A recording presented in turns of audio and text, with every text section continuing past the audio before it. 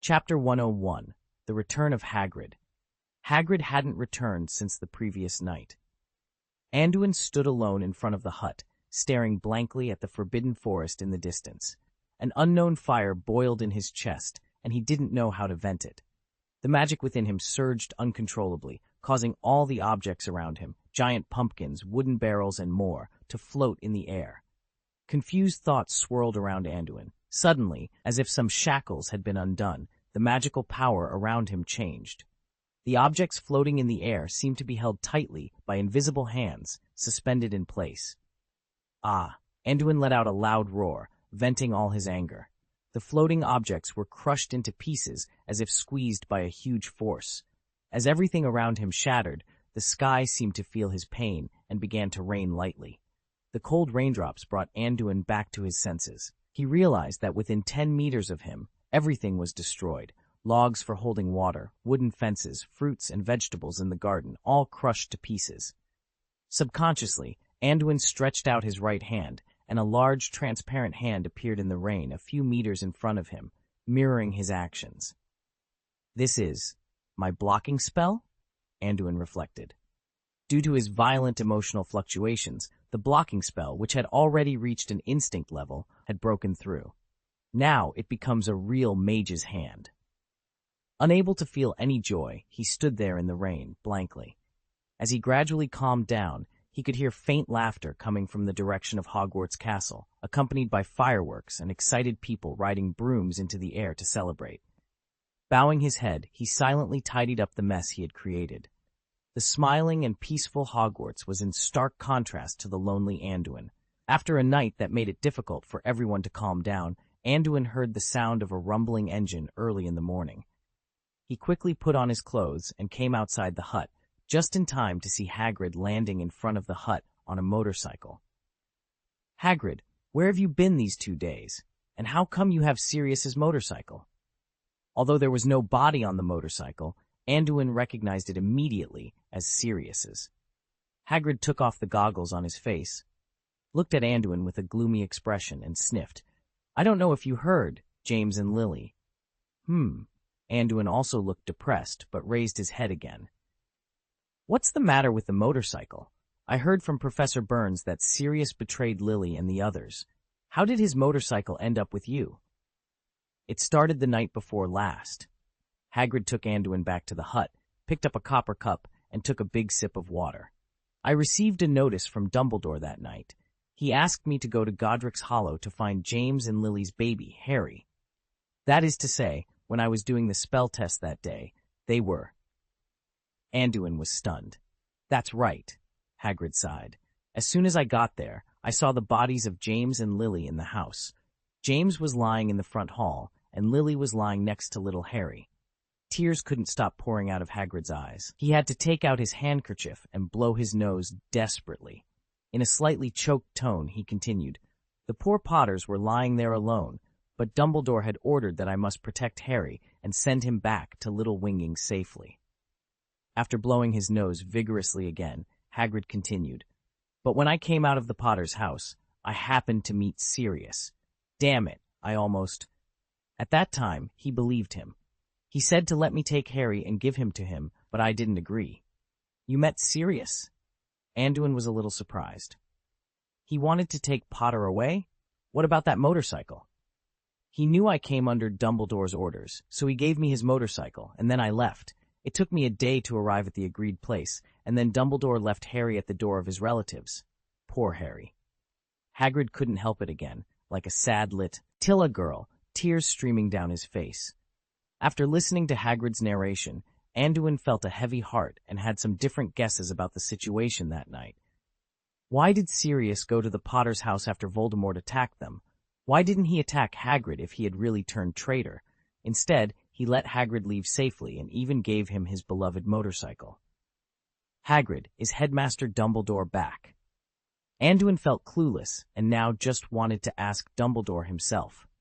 "He should be back. I came back by bicycle, and it took me a night. In theory, he should be faster than me," Hagrid said with a sob. "Okay, Hagrid, take a rest first. I have to go see Headmaster Dumbledore about something." After comforting Hagrid for a while, Anduin got up, changed his clothes, and walked towards the castle. At this time, in Dumbledore's office, another person was confronting Dumbledore. "You promised to keep her safe," Snape shouted hysterically at Dumbledore. Lily and James trusted people they shouldn't have, Severus. Dumbledore's face was also heavy. "Just like you, but the child is still alive. He doesn't need protection. The Dark Lord is gone," Snape shouted, his voice filled with despair. "The Dark Lord will return, and the child will be in danger then." Dumbledore looked at the dejected Snape and added, "His eyes are like his mother's, if you really love her." Dumbledore's words made Snape's heart twitch. He raised his head and looked at Dumbledore fixedly. "Don't let anyone know. Come to Hogwarts and help me, Snape, and I will help you settle the Ministry of Magic's charges," said Dumbledore. Snape nodded wordlessly, looked up, took a deep breath, gently wiped away the tears from the corners of his eyes, and walked towards the office door. After walking down the spiral staircase, Snape had already returned to his indifferent expression. End of this chapter. Chapter 102. Misunderstanding? Snape still couldn't calm the complicated emotions swirling in his heart. He walked numbly along the corridor, step by step. As he approached the stairs on the 8th floor, someone appeared from downstairs. Snape looked up instinctively and saw a young man wearing a Slytherin uniform. The boy had long black hair cascading over his shoulders, a monocle on his right eye, and a handsome face framed by a pair of sword-like eyebrows. His black eyes were wide as he stared at Snape. The boy looked somewhat familiar, as if Snape had seen him somewhere before. The young wizard was momentarily stunned upon seeing Snape's face clearly. Then, he quickly drew his wand and cast a fast and ruthless impediment jinx. Although Snape was baffled, his reaction was swift. With a backhand motion, his wand appeared in his hand, and he deflected the spell. But the young man's attacks were relentless. Obstacle spells, petrification curses, disarming charms, and stunning spells were fired at Snape like a machine gun. Snape, now fully engaged, countered with the iron armor curse and retaliated with several curses of his own. The young man was extremely skilled, dodging attacks with quick steps and deflecting unavoidable spells with a shield-like obstacle spell. The rebounded or missed spells struck the walls and floor, causing violent explosions and sending rubble flying. Snape hadn't expected the young wizard to be so formidable. He increased the power of his spells, and several of them hit the young man after breaking through his defenses. The young wizard displayed remarkable control, waving his wand to create a magic storm with the debris and air currents. The powerful force diverted Snape's spells, and some even circled back to counterattack him. Taking advantage of a brief lull, the boy charged up his strength and swung his left fist at Snape. Snape felt immense pressure. Wizard's move created a giant fist of condensed magic power. In desperation, Snape mobilized all his magic, swinging down forcefully to split the giant fist. The resulting explosion of magic power created a shockwave that knocked both Snape and the young wizard off their feet. Snape felt pain all over his body as he struggled to stand. The young wizard, however, reacted faster. After hitting the ground, he tapped his back and sprang up with a move Snape had never seen before. The boy then fired a spell at Snape with ruthless precision. Snape, still struggling to stand, had no time to react to the incoming curse. He was filled with anger and confusion. What was happening? Why was he fighting a student, and why did it seem like he was about to lose?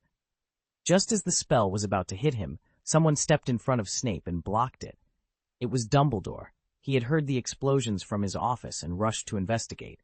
Arriving just in time, he prevented Snape from being hit. "Anduin, what are you doing?" Dumbledore demanded, his voice stern as he stood protectively in front of Snape. Dumbledore glanced at Snape, then turned his gaze to Anduin and asked, "What spell did you use?" At this moment, Anduin stood opposite Snape and Dumbledore. He had originally been looking for Dumbledore, but when he reached the 8th floor, he encountered someone walking in the corridor. After careful identification, Anduin realized it was Snape, the same man he had seen in Sirius's photo album. Meeting a Death Eater unexpectedly put Anduin in a foul mood, so he instinctively raised his wand and attacked. Exhausted from the battle, Anduin still pointed his wand at Snape and shouted angrily, "Headmaster, I know this man. He's a Death Eater." Snape's face darkened at Anduin's words, and he snorted coldly as he got up. "It seems there was a little misunderstanding between you two," Dumbledore said with a slight smile, glancing at the nearly destroyed corridor. "Misunderstanding? Headmaster, I don't understand what you mean," Anduin replied, still not lowering his wand and keeping it firmly pointed at Snape. "Don't get excited, Anduin. Severus is one of us. I can vouch for him," Dumbledore quickly reassured, seeing Anduin's continued hostility. "Are you sure?" Anduin asked, slowly lowering his wand out of trust for the headmaster. He walked forward with a frown. "We've all been through a lot in the past 2 days, and it seems you have too," Dumbledore observed, noting Anduin's agitated state. He then turned to Snape. "Sorry, Severus, for the trouble you've faced since returning to the school." It seems Hogwarts doesn't welcome me very much. Maybe I should reconsider what you said," Snape replied coldly, his face stern. "This is also the fascinating aspect of Hogwarts. You will always find surprises here, and you will come to love it again," Dumbledore said, ignoring Snape's angry words.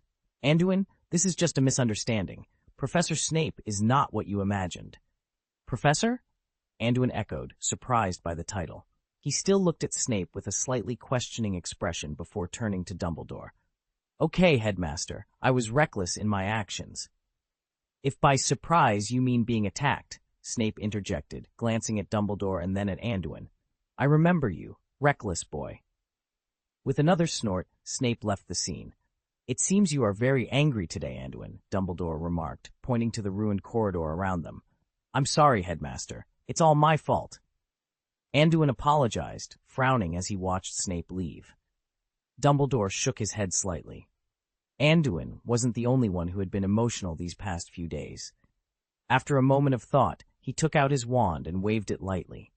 The debris from the dilapidated corridor flew into the air and fit back into their original positions without any gaps, restoring everything to its original state. End of this chapter.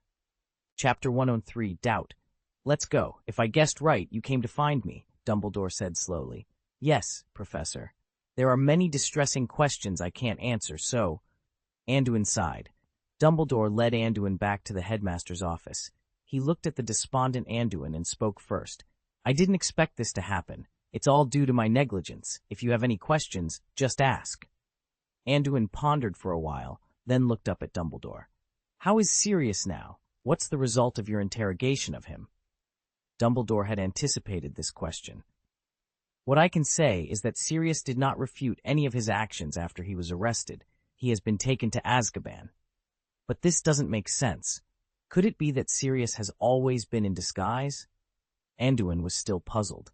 "Yes, this world is full of all kinds of irrationalities, and reality is often more magical than the stories in books. No one can know what made Sirius become like this. We believed in someone who shouldn't have been trusted. Although it's painful, it's also true. I'm sorry, Anduin, for telling you such a cold truth," Dumbledore sighed. "Since you are so sure, then it must be true." Although Anduin couldn't believe it, he had to accept it now. "Can I go and meet him? I want to hear it from him directly." "Sorry, he is now in the safest and most dangerous place in the wizarding world. Not everyone can go there," Dumbledore said, glancing at Anduin. "Only the garrisoned Aurors, high-ranking officials of the Ministry of Magic, members of the Wizengamot, and some prestigious people can go to Azkaban. Maybe if you work hard, you may have the opportunity to ask him the answer in person in the future." Anduin knew that Dumbledore was trying to encourage him, so he nodded and said, "I understand, Headmaster. We must look forward to everything," Dumbledore said thoughtfully. "You were also a good friend of the Potters. I think you would want to attend their funeral and see them off yourself." "Funerals? We've attended enough funerals this year." Anduin couldn't help but think back to the summer vacation. Suddenly, he remembered something and asked, "By the way, where is Harry? Is he safe now?" "Don't worry, we have arranged for him to be in an absolutely safe place." Lily cast a powerful protective magic for Harry before sacrificing herself, which allowed him to survive the attack of the Dark Lord. "I have strengthened that protection. No one can find him now," Dumbledore explained. He saw Anduin as a strong-willed and righteous child, and his behavior during the summer vacation had earned Dumbledore's trust, so he revealed some details to him. Then where is Snape, Professor? Anduin remembered the last time he saw Snape before entering Hogwarts, when he was almost hit by Snape's shadowless curse. About him, you just need to know that he hates the Dark Lord as much as we do. In fact, it has been thanks to Severus for providing us with information. Now that the Dark Lord has fallen, his true identity has been revealed, Dumbledore said, choosing his words carefully. Oh, so you were so sure last Christmas break that the attack happened because... Anduin began. That's right. That's why I said Snape is trustworthy. You will have to get along with him day and night for a long time in the future, so try to maintain a good relationship with him, Dumbledore advised. Anduin didn't fully understand what the headmaster meant by getting along day and night, but he focused on the information about Snape.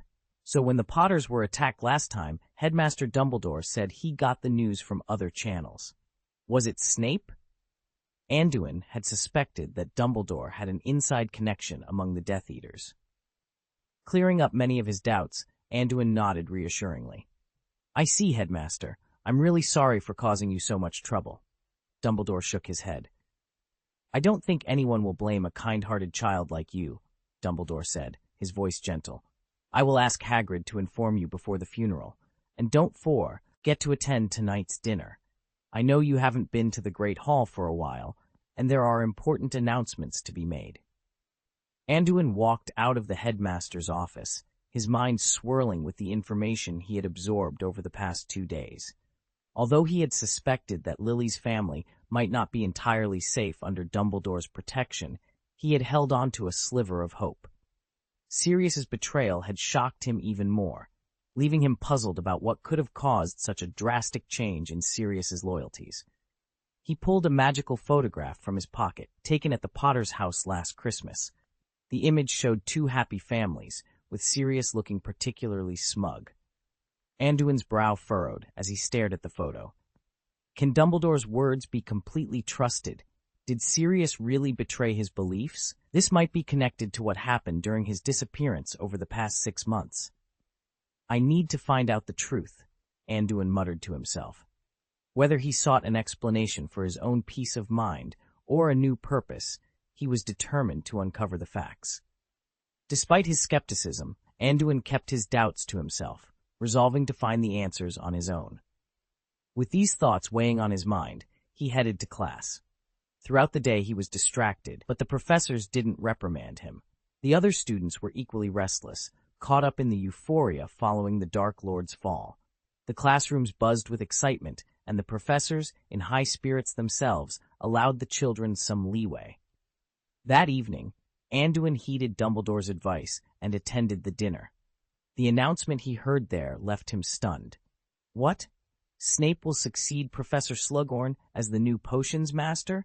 And he'll also be the head of Slytherin House? Anduin's mind raced as he processed the news. He realized that he had just had a confrontation with his new head of house and potions professor that very morning, narrowly avoiding serious trouble. End of this chapter. Chapter 104, Professor Snape. At this time, Professor Slughorn was giving a farewell speech on the podium in the auditorium. It was evident that he was quite pleased with this arrangement. The wizards responded with warm and affirmative applause. As far as teaching was concerned, Professor Slughorn was still very popular, treating people with the attitude of an elder. Meanwhile, Snape, who was seated at the teacher's table, kept squinting at Anduin, almost glaring at him. Anduin could only lower his head and consider himself unlucky, as it seemed he would suffer in the future. Hey, Anduin, do you know the new dean? He seems to like you very much and has been staring at you, Vivian said, stretching her head to look at Snape. Hey, Anduin chuckled, glancing at Snape again and noticing that he was still staring intently. I'd rather not be liked like this. Where have you been these past 2 days? You don't know how lively it's been. All the students are having a carnival, and even the food is much richer, Vivienne said cheerfully. I'm not in such a good mood. By the way, how are those pure-blooded guys doing? Anduin asked, curious about their actions without a leader. What else can they do? Vivienne turned her head and glanced at the direction of the seniors.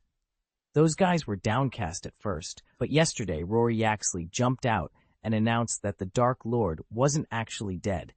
He also said that he would continue to defend the dignity of the pureblood family. In a sense, he's right, Anduin mused. Although he didn't know the plot of the original novel, he could guess that Voldemort wouldn't simply disappear. In the end, there was another big fight with Vanessa, but things have calmed down a lot recently. Why don't you go back to the common room? Isn't it boring to stay outside alone every day? You don't know any news about the school, Vivienne said. Vivienne knew that many Slytherin purebloods saw that Anduin wouldn't deal with them. They often talked about him behind his back with foul language and always wanted to trouble him. But Anduin didn't give them any chance, as he rarely stayed in the common room. Those people didn't see Anduin once a day, but the situation seemed to have changed recently. Let's keep observing. Some people don't do evil for no reason, but do evil for the sake of doing evil. They will always find some excuses for their actions, Anduin said noncommittally. The dinner ended in peace and joy, at least for most people. The next day, Anduin's mood was not so pleasant, because the first class that morning was potions, taught by the new headmaster, Snape. Anduin was sitting in front of the console with Vivienne, quietly waiting for the class to begin. Soon, a black figure appeared in front of them. With black robes, long black hair, and black eyes, Snape, with a straight face like a silent bat, flashed past the crowd. He clasped his hands on his chest, glanced coldly at the audience, and then focused his gaze on Anduin. I don't know what you have learned in the previous potions classes, and I don't want to know. Although Professor Slughorn has a wealth of knowledge and teaching experience in potions, he is always too kind and tolerant. Stupid students keep making the same mistakes, Snape said coldly, looking around. Making potions is an esoteric science, a delicate craft. For those few who are truly interested, I can teach you how to confuse the mind and ensnare the senses. I will teach you to win fame and brew brilliance, even let you escape death. Speaking of which, Snape glanced at Anduin again. Maybe some people think they already have extraordinary abilities and are confident enough in themselves. Mr. Wilson, Snape walked up to Anduin. Anduin felt helpless, but had no choice but to bite the bullet and stand up. Professor, what would I get if I added daffodil root powder to a wormwood infusion? Snape asked coldly. You will get a powerful sleeping pill, the potion of living hell, also known as the water of living death. Snape's face remained calm as he continued. If I want to make a euphoria potion, what should I use as the main ingredient? A pot of euphoria requires 2 datura fruits, one whole and unpeeled, and the other peeled and cut into strips, Anduin replied calmly. So, if I have tainted dragon's blood, what potion do you think can be made? Snape asked. Anduin frowned. This question was seriously beyond the usual scope, but he still answered bravely. As far as I know, tainted dragon's blood can be used as the main ingredient for dragon crazy blood element, but that kind of potion may drive people insane. Maybe you should just answer the question directly without unnecessary commentary, Snape said, still staring at Anduin gloomily. It seems some people do have the capital for arrogance. Anduin didn't respond to Snape's words and sat down calmly. What are you waiting for? Haven't you written all of this down? Snape shouted to the class, his arms folded as he returned to the podium. His aura instantly intimidated everyone, and the classroom was soon filled with the rustling sound of students hurriedly copying notes. Oh my God! I thought Snape liked you before. What's wrong with him? It feels like he's going to bite your head off, Vivienne whispered, turning her head towards Anduin. Anduin shook his head slightly. He couldn't stand being constantly targeted by this professor. He had to think about what to do next. Should he admit defeat? Sometimes superficial gestures were necessary. The potions class continued in this oppressive atmosphere. Snape was instructing everyone to prepare a swelling potion, which could cause swelling on the part of the body that came into contact with it. The eyes of the pufferfish are ready. After I stir the potion in the crucible 3 times, add them one by one. Anduin calmly directed Vivienne. At that moment, a figure silently approached behind them and commented contemptuously, Are you so sure that the timing of adding the ingredients must be precise, Mr. Wilson? Maybe you should confirm it again. Vivienne was startled by the sudden voice behind her, nearly dropping the material held by the tweezers. But Anduin, unfazed, replied calmly, "Yes, Professor, I'm sure. It's now, Vivian." End of this chapter. Chapter 105. Wilkes Vivian habitually followed the instructions, adding the ingredients into the crucible. She watched as the slightly boiling potion calmed instantly, its color shifting from a strange dark blue to a light green. Humph. Snape, seeing Anduin's determination, chose not to argue further. Instead, he turned his attention to the students at the next table. "You two idiots, stop stirring endlessly. Are you trying to turn yourselves into pigs' heads?" Vivienne patted her chest and stuck out her tongue, relieved. She had almost been bluffed by Snape, thinking their operation was wrong. Once Anduin started working, he was like an emotionless machine, impervious to the surrounding disturbances. He was the first to complete the swelling potion, but this only earned him an ordinary evaluation from Snape. Finally, the tormenting potions class was over. All the students fled the classroom, even the Slytherins. But Anduin stayed behind, thinking it was better to talk to Snape. He didn't want to be targeted all the time in the future. Snape noticed Anduin lingering and sneered. "Why, Mr. Wilson? What are you trying to do? Are you planning to attack me again?" Ignoring Snape's harsh taunt, Anduin collected his thoughts and said calmly, "Sorry, Professor Snape. I stayed to apologize again for yesterday. I was excited and didn't know your true identity. I meant no disrespect." "Humph, spare me your high-sounding words. I remember you. You saved Sirius's life. As his friend, I'm not surprised to see you react like this. People who associate with him aren't very bright," Snape retorted sarcastically. Anduin narrowed his eyes slightly. Why did Snape bring up Sirius? Thinking of Sirius made him agitated. "I'm also good friends with Lily. Maybe I'm more influenced by her. Do you want to blame Lily? Do you even know her?" Anduin retorted. Snape rushed towards Anduin, his face contorted with anger. "Mr. Wilson, be careful how you speak to a professor." Anduin felt baffled but remained calm. "Sorry, Professor. I don't understand your hostility. If it's because of my actions yesterday, I apologize. But if it's for other reasons, I can only express my regret." "Humph, arrogant boy, but I think you're not hopeless. Let me remind you." Snape's face gradually calmed. "When I patrolled the Slytherin common room yesterday, why didn't I see you? Maybe you don't consider yourself a Slytherin." Anduin realized there was another reason for Snape's attitude. "I don't live in the Slytherin common room for my own safety. You know I'm a Muggle-born wizard." "Don't make excuses. The Dark Lord has fallen, and I remember your skills aren't bad," Snape teased. "As the head of Slytherin, I order you to move back to the Slytherin dormitory. I'll inspect it today. Don't disappoint me." "I understand," Anduin replied, frowning but agreeing reluctantly. After leaving the potions classroom and pondered how to deal with his bad-tempered head of house. Moving back to the dormitory didn't bother him much. He had accumulated enough skills and wasn't particularly afraid of aggressive pure-blood wizards. With a plan in mind, Anduin headed to the Slytherin dormitory. Upon entering the common room, he noticed an interesting change. There was a mahjong table set up openly, and several female students were playing. Anduin entered the Slytherin common room, where a lively game of mahjong was in full swing. A crowd had gathered around the players, and the atmosphere buzzed with excitement. The sight of a stranger in their midst caused a stir among the freshmen, who whispered curiously to each other. However, Anduin's Slytherin uniform quelled some of their suspicions, though it didn't stop the murmurs entirely. Among the onlookers were several pure-blood wizards, including Sample Travers, who couldn't hide their resentment upon seeing Anduin.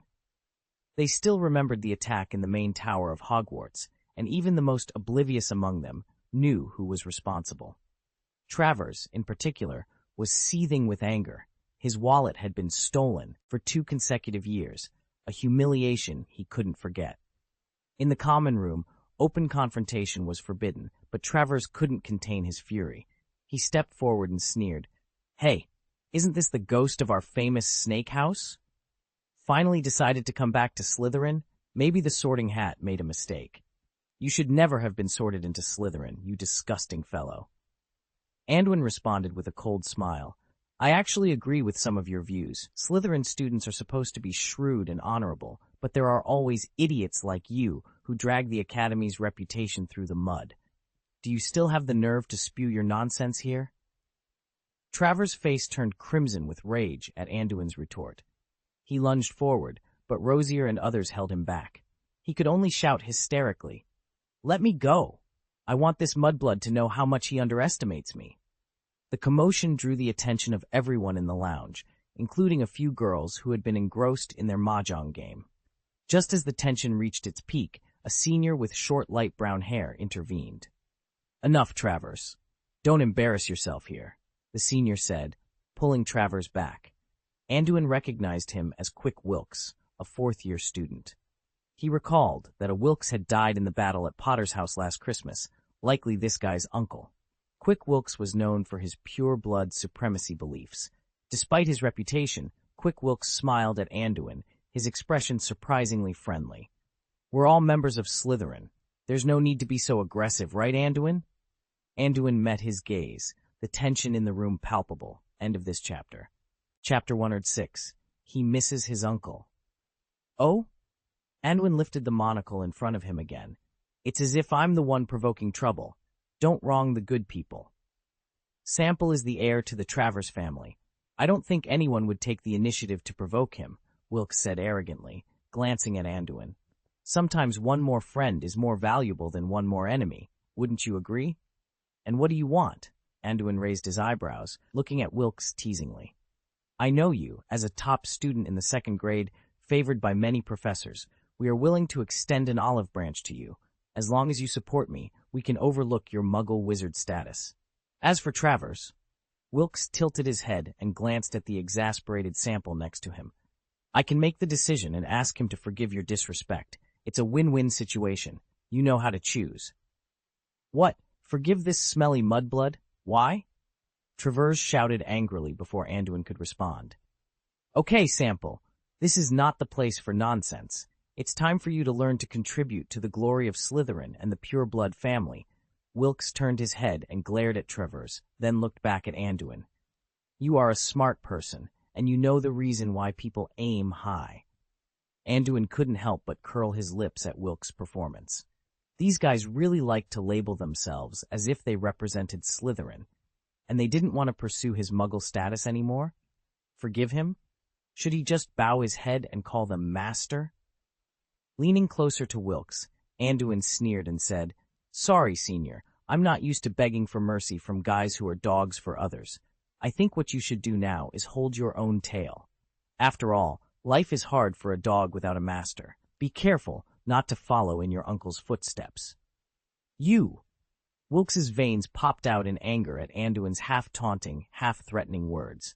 He stared firmly into Anduin's eyes, no longer pretending to be a gentleman. At this moment, Snape, who had just entered the Slytherin common room and was about to inspect, saw the scene. He couldn't help but frown and said coldly, "What are you doing?" The group, seeing the headmaster, collectively greeted Snape. "Hello, headmaster." "Anduin, come and answer me. What happened?" Snape saw Anduin surrounded by a group of students and decided to intervene. Travers and Wilkes frowned and looked at each other, secretly complaining. If the dean got involved, they would surely be scolded. "It's nothing, Dean," Anduin said with a slight smile. "They haven't seen me in the lounge for some days, and they are just catching up with me. Wilkes also told me that he misses his uncle and wants to play with him." "Uncle?" Snape glanced at Wilkes. He remembered that Wilkes's uncle had just died last year. This guy has such a bad mouth. But Snape didn't think too much about it and looked at Wilkes, asking, "Is that so, Wilkes?" Wilkes secretly cursed Anduin for being vicious, implying that he wanted him dead by saying he wanted to see his uncle. But he still replied honestly, "It's like this. We are just catching up." Seeing this, Snape narrowed his eyes slightly, looked at Anduin again, and said, "Come out with me." "Yes, Dean." Anduin glanced at the group and followed Professor Snape out of the lounge. Snape led Anduin to his office in the basement, turned his head to stare at Anduin, and taunted him. "Humph, that's amazing. You don't fear power. You defeat the strong with the weak. Do you think you're very capable? Does provoking those guys satisfy your vanity, or do you think all this is very interesting?" "Power?" Anduin laughed mockingly. "I don't think those guys represent any kind of power, and you've seen it too. I didn't provoke them." "You can't expect me to just bow my head when someone points a finger at me," Anduin retorted. And, he continued, emphasizing his point, you insisted I return to live in Slytherin. I was doing fine outside, avoiding this kind of trouble. So you're saying it's my fault? Snape asked D, his face stern. I didn't mean that, nor am I blaming you. In fact, I think it's a good thing to be back with the Slytherin family. After all, I want to understand what power truly is, Anduin replied with a laugh. As the head of Slytherin, I must warn you not to provoke anyone in the academy, Snape said, narrowing his eyes. If I understand you correctly, as long as I'm not the one starting trouble, there's no issue? Anduin raised an eyebrow. You're quite the smooth talker, Snape remarked, not refuting Anduin's point. Instead, he changed the subject. I remember seeing you in Nocturne Alley last summer. Yeah, you almost killed me, Anduin snapped, his anger flaring at the memory. You're not dead, Snape replied dismissively. At that time, you had a defensive talisman protecting you. It didn't seem like something you made yourself. You mean this? Anduin pulled out a pendant from around his neck. Before returning to school, he had fashioned a necklace with a silver chain, combining amulets from Augusta and Lily, and wore it daily. Snape's expression shifted slightly when he saw the amulet. He stepped closer to Anduin, picking up the pendant to examine it carefully. Anduin was taken aback by Snape's sudden proximity, wondering if the greasy-haired professor might slap him in the face with his hair. It was given to me by Lily. If you're interested, you can make one yourself, Anduin said, trying to break the tension. I don't have the habit of taking other people's things, Snape replied coldly, staring at the amulet for a moment longer before gently setting it down. Anduin found Snape's behavior puzzling, but decided not to comment further since Snape showed no intention of stealing anything. You don't seem to be doing well in Slytherin, Snape remarked, uncharacteristically showing concern for Anduin. End of this chapter. Chapter 107, The Injuryless Hammer. As for this, you don't have to worry too much, Dean. I will take care of myself, Anduin said, puzzled by Snape's unexpected kindness. He was eager to return to his own affairs. Okay, you can go back now. I will warn Wilkes. Remember not to cause trouble for me, Snape replied, turning his back to Anduin. Anduin doubted that Snape's warning would be heeded, but he nodded and left the office. As he walked away, Snape, still facing away, silently shed tears and murmured the name Lily. After the strange encounter with Snape, Anduin couldn't decipher the professor's intentions. However, he had many pressing matters to attend to. He moved back to the Slytherin dormitory, where he faced daily sneers from the Pure Bloods. Despite Snape's warning, they refrained from using force in the common room. Anduin often felt he was being followed, making it unsafe to return to the common room and risking exposure of his whereabouts. Anduin also attended the funeral of the Potters. Unlike the funerals of the Prewett brothers and Marlene McKinnon, this one was grand. The heroes who had defeated Voldemort drew not only most of the Order of the Phoenix and the Ministry of Magic, but also all members of the Wizengamot Council, who dressed up for the occasion. People from all walks of life came to present bouquets of flowers. To commemorate the contributions of James, Lily, and Harry, the Ministry of Magic erected a statue of the family in Godric's Hollow, protected by a shielding spell to avoid Muggle detection. The funeral was so lively, it felt absurd. Those who came to express their condolences seemed more interested in celebrating the fall of the Dark Lord than in remembering the deceased Potters. The scene turned into a bizarre social event where everyone expressed deep condolences, yet their smiles never faded.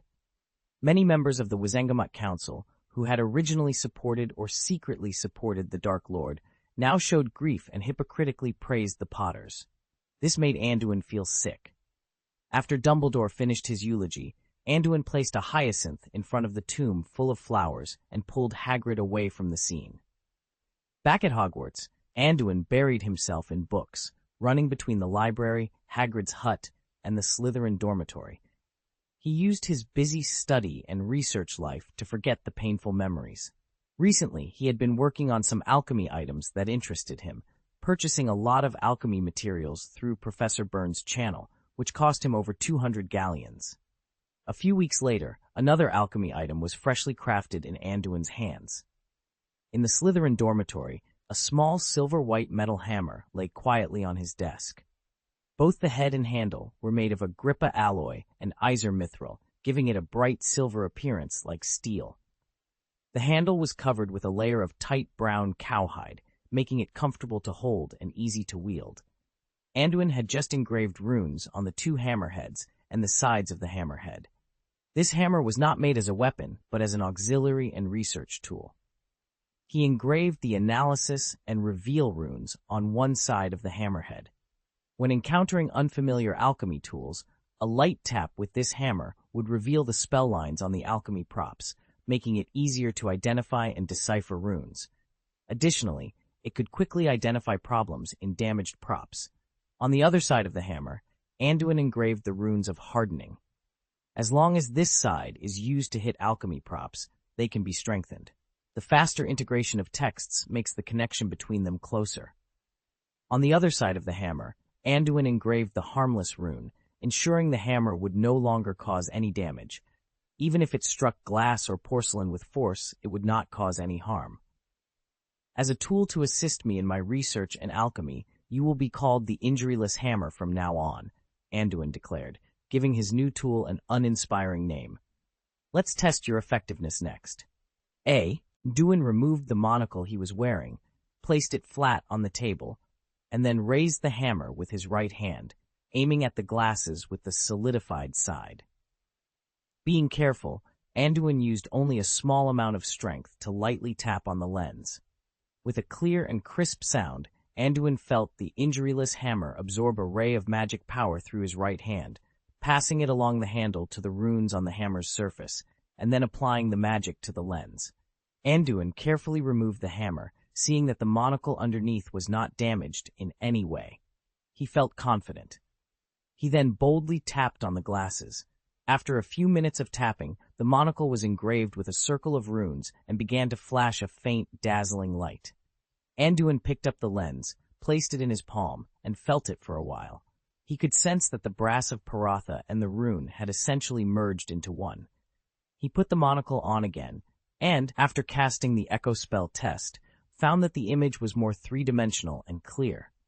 "It seems that the effect is quite good," Anduin said, overjoyed. Afterwards, Anduin took out the amulet that Lily had given him. He pointed the side engraved with analysis at the amulet and began to tap lightly. After a few taps, the amulet revealed a set of overlapping compound spells, indicating the runes Lily had engraved on it. Anduin quickly recorded the runes, planning to study them to see if he could repair the amulet in the future. He hadn't tried to copy or repair this amulet before, mainly because his iron armor curse could not be fully cast. However, with recent practice, he could feel that his physique and the magic channels in his body would soon be able to support casting some high-energy spells.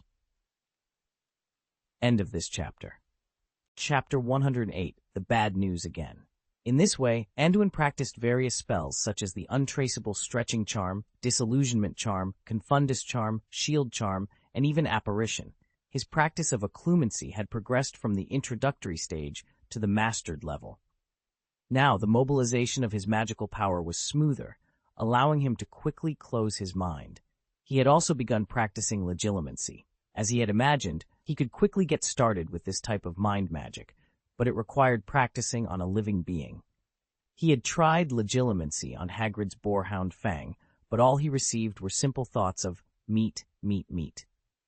Hagrid, Charles, and his other friends were off limits for such experiments. Anduin tidied up and placed the injuryless hammer into his linen space bag. Seeing the bag again reminded him of Sirius, which made him feel a pang of sadness. After composing himself, Anduin left the dormitory to check on Charles' training in the Forbidden Forest cabin. As he walked out of the dormitory and into the common room, he saw Wilkes, Travers, and their group. They seemed to have just received some good news, their faces lit with smiles. Upon seeing Anduin, Wilkes sneered and made a provocative gesture, drawing his thumb across his neck. Anduin narrowed his eyes but ignored them, quickly leaving the common room. Hogwarts was once again enveloped in the chill of winter, with snowflakes gently falling from the sky. Anduin remembered that around this time last year, his levitation spell had reached an extraordinary level. After a year of practice, flying in the air was still somewhat challenging for him. He swiftly passed through the circular stone pile and approached Hagrid's hut. Outside the hut, Charles was not training, but instead frowning at a newspaper. Seeing Anduin approach, he rushed over. "Anduin, have you heard?" Charles asked cautiously. Anduin sensed something was wrong.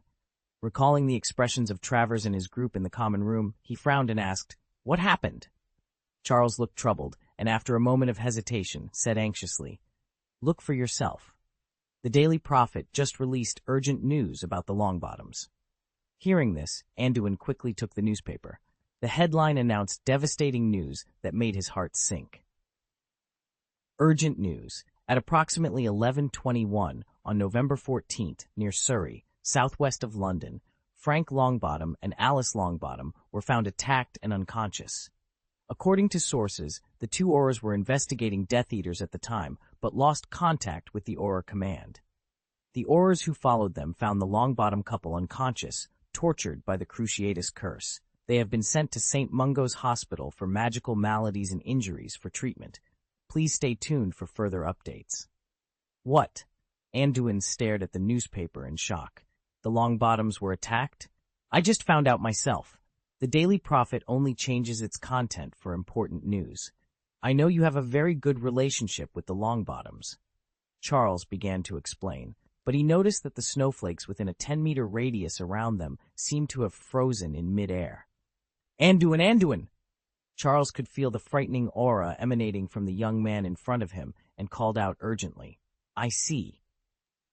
Anduin regained his composure, and the snowflakes resumed their gentle descent, carried by the wind. Charles looked at Anduin, who maintained a calm expression, but Charles could sense a real pressure emanating from him. Something frightening was brewing in Anduin's eyes. Thank you, Charles. You can train by yourself today. I have other matters to attend to, Anduin said in a cold tone. Charles, sensing that Anduin was not in the right state of mind, whispered, Anduin, you need to calm down. Don't do anything rash. Don't I look calm to you? Don't worry, I've never been more composed, Anduin replied lightly. Without another word, Anduin walked towards Hogwarts Castle, not looking back. Charles watched him leave, feeling a growing sense of worry and helplessness. Anduin's expression remained cold as he made his way back. He didn't know what was brewing in his heart, but he headed straight to the Slytherin common room upon entering the castle. Wilkes and the others were still in the lounge, laughing and playing, unaware of what was about to unfold. Seeing Anduin return so soon, Wilkes sneered but said nothing. Anduin smiled at him, then beckoned with a finger, saying, Come out with me for a bit. Without waiting for Wilkes' reaction, Anduin turned and walked out. Wilkes, momentarily taken aback, turned to Travers, who asked, What should we do, Senior? Should we follow him? Humph, what are you afraid of? Let's go. Let's see what this kid wants, Wilkes replied, leading the group of 6 to follow Anduin. Anduin led them around the main tower to an abandoned women's bathroom on the 2nd floor. He leaned against the windowsill and waited. When Wilkes and his group arrived, Wilkes saw Anduin standing alone and sneered, Humph, Anduin, aren't you usually so arrogant, ignoring us all day long? Why do you have the guts to call us out today? Ha, this mudblood must have heard about those 2 idiots who were attacked. He must be panicking now, afraid he'll be next if he steps out of school. He's probably here to beg for mercy. Travers laughed mockingly. Wilkes and the others laughed as they approached Anduin. I'm sorry, Anduin said. I didn't hear you, Wilkes mocked, pretending to cup his hand to his ear. I said I'm sorry. I shouldn't have let you live so comfortably, Anduin sighed. I originally saw you as just a bunch of children and didn't intend to hit you hard. I can only solemnly apologize to you. Please forgive me. End of this chapter. Chapter 109. Waterboarding. What did you say? Wilkes was taken aback. Before anyone could respond, Anduin's eyes flared with anger. He clapped his hands together fiercely, and Wilkes and the others heard a huh from both sides. Giant hands formed by magic power clapped together with immense force. Due to the close proximity, several people didn't react in time. They were caught by the huge force and knocked down hard, feeling sharp pain in their bodies as they collapsed to the ground. However, Wilkes and another 4th grader reacted quickly, enduring the pain and getting up swiftly. They took out their wands, but just as they raised them and pointed at Anduin, 2 curses exploded with a dazzling glare. Before they could react, they were knocked into the air. "The wands are coming," Anduin said, raising his left hand. 7 wands of different styles flew into his grasp. Since he was almost attacked on Christmas last year, he had paid great attention to the details of disarming after a battle. Ouch! Several little wizards couldn't bear the severe pain and lay on the ground, crying out in agony. "Help! Come quickly! Help me!" one of the 4th graders called out after being knocked down. "Anduin, you bastard! You're dead! You're dead!" Travers, also on the ground and in pain, insulted Anduin stiffly. Anduin ignored their yelling and insults. He walked towards Wilkes step by step, a contemptuous smile on his face. "Don't worry, I cast a shielding spell here beforehand. No one will hear your cries." "You, what are you going to do?" Wilkes looked up at Anduin. "I warn you, if you dare to be disrespectful to me, someone will take care of you sooner or later. If you are sensible, apologize to us now, otherwise, Anduin wasn't in the mood to listen to his impotent rage. He stepped on Wilkes's chest and said coldly, "Didn't I apologize to you from the beginning? What you should do now is tell me everything you know." "Say what?" "I don't know anything," Wilkes shouted, grabbing Anduin's foot on his chest. "Tell me about the Death Eaters attacking the Longbottoms and the whereabouts of other Death Eaters. I believe you know something." Anduin had long suspected that the purebloods in Hogwarts were connected to those outside.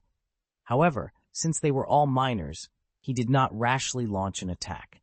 Confronting these guys head-on would definitely result in backlash from the pureblood factions of the upper grades and the pureblood forces outside the school, so he had exercised considerable restraint. But today, Anduin couldn't take it anymore. The tragedy of Lily's family happened too suddenly.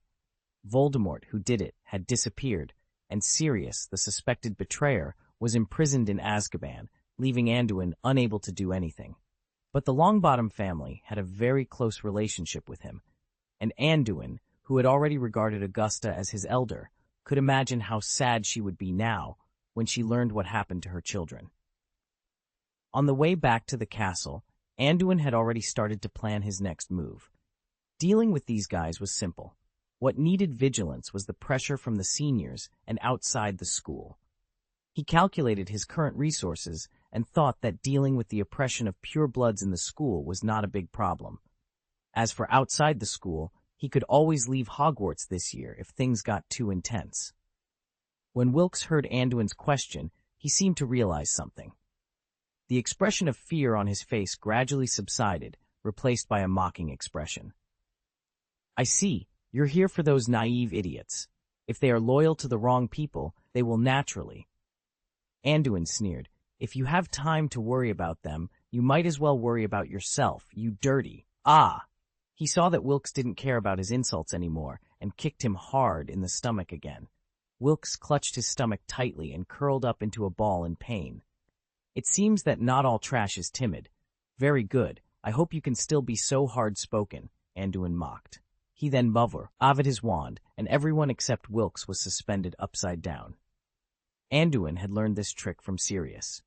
Next, Anduin took out a small stack of papers from his pocket and said to Wilkes, "It seems I have to apologize for what happens next. I've never used this on minors before." He then cast a spell to bind Wilkes's hands and feet tightly. Wilkes, now completely under control, saw Anduin's actions and his heart tightened. He shouted, "What are you going to do? Let me go." "Oh." A piece of paper slowly enlarged in Wilkes' eyes until it completely covered his face. "Aguamenti," Anduin incanted, and a stream of water soaked the paper, filling Wilkes' nostrils and making it impossible for him to breathe. He struggled like a fish out of water, writhing in pain. "You mudblood, what are you doing to Wilkes? Do you want to kill him?" Travers, who was hanging upside down, shouted with a trembling voice. "Silence!" Anduin cast the sonic expulsion curse on Travers, rendering him mute no matter how hard he tried to shout. Wilkes, lying on the ground, went from struggling violently to weakly twitching. Everyone hanging upside down felt chills in their hearts. Seeing that it was almost time, Anduin removed the wet tissue from Wilkes' face. Wilkes, now able to breathe again, gasped heavily and then choked, coughing uncontrollably. "Well, do you know what to do now?" Anduin asked calmly. "Bah!" Wilkes spat at Anduin viciously, but as soon as the saliva left his mouth, it stopped in midair, and then splashed back onto his own face, making him look even more ferocious. He glared at Anduin as if he wanted to bite him to death. I appreciate people with a strong will, because I am too. It seems we need to spend a little more time, Anduin sneered, seeing that Wilkes was still defiant. Wilkes then endured endless torture. Anduin, calm and methodical, waterboarded him repeatedly. Each time Wilkes gasped for air, Anduin would remove the wet tissue, wait for him to recover slightly, and then start the torture again.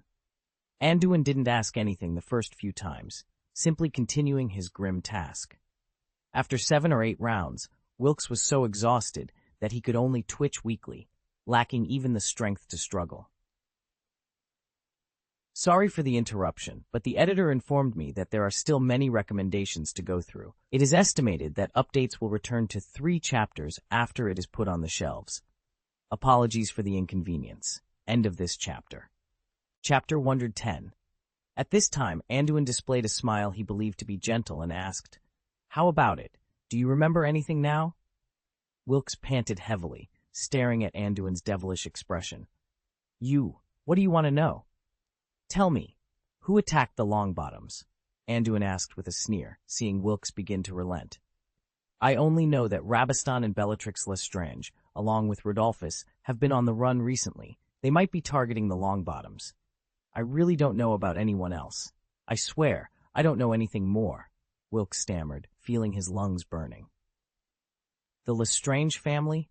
I remember Bella is Sirius's sister, isn't she?" Anduin muttered to himself before asking, "Where are they now, or where might they be?" "I really don't know. My uncle passed away last Christmas. Except for him, no one in my family holds a high status among the Death Eaters. If you want information, ask the Travers family. They have a higher standing among the Death Eaters," Wilkes said, sobbing. He was truly terrified now, having never experienced such torture before. He couldn't even meet Anduin's eyes. Travers, who was hanging upside down, had already recovered from the sonic expulsion spell. Hearing Wilkes betray him, he cursed angrily. "Wilkes, you don't know anything. How could I know about it? Anduin, if you dare to touch me, my uncle will not let you go." Anduin stood up from Wilkes, knocked him out with a stunning spell, and then quietly looked at Travers, his dark and deep pupils revealing no emotion. Travers felt a chill run down his spine. The golden bell has fallen. With the sound of Anduin's incantation, Travers fell heavily from midair to the ground. Before he could cry out in pain, he saw 2 feet in front of him. Looking up, he met Anduin's expressionless face. Travers swallowed hard, unsure of what to say. "When I was dealing with Wilkes, I almost forgot something important," Anduin grinned. "I know how to use legilimency. How could I forget to use it?" "You don't come near me."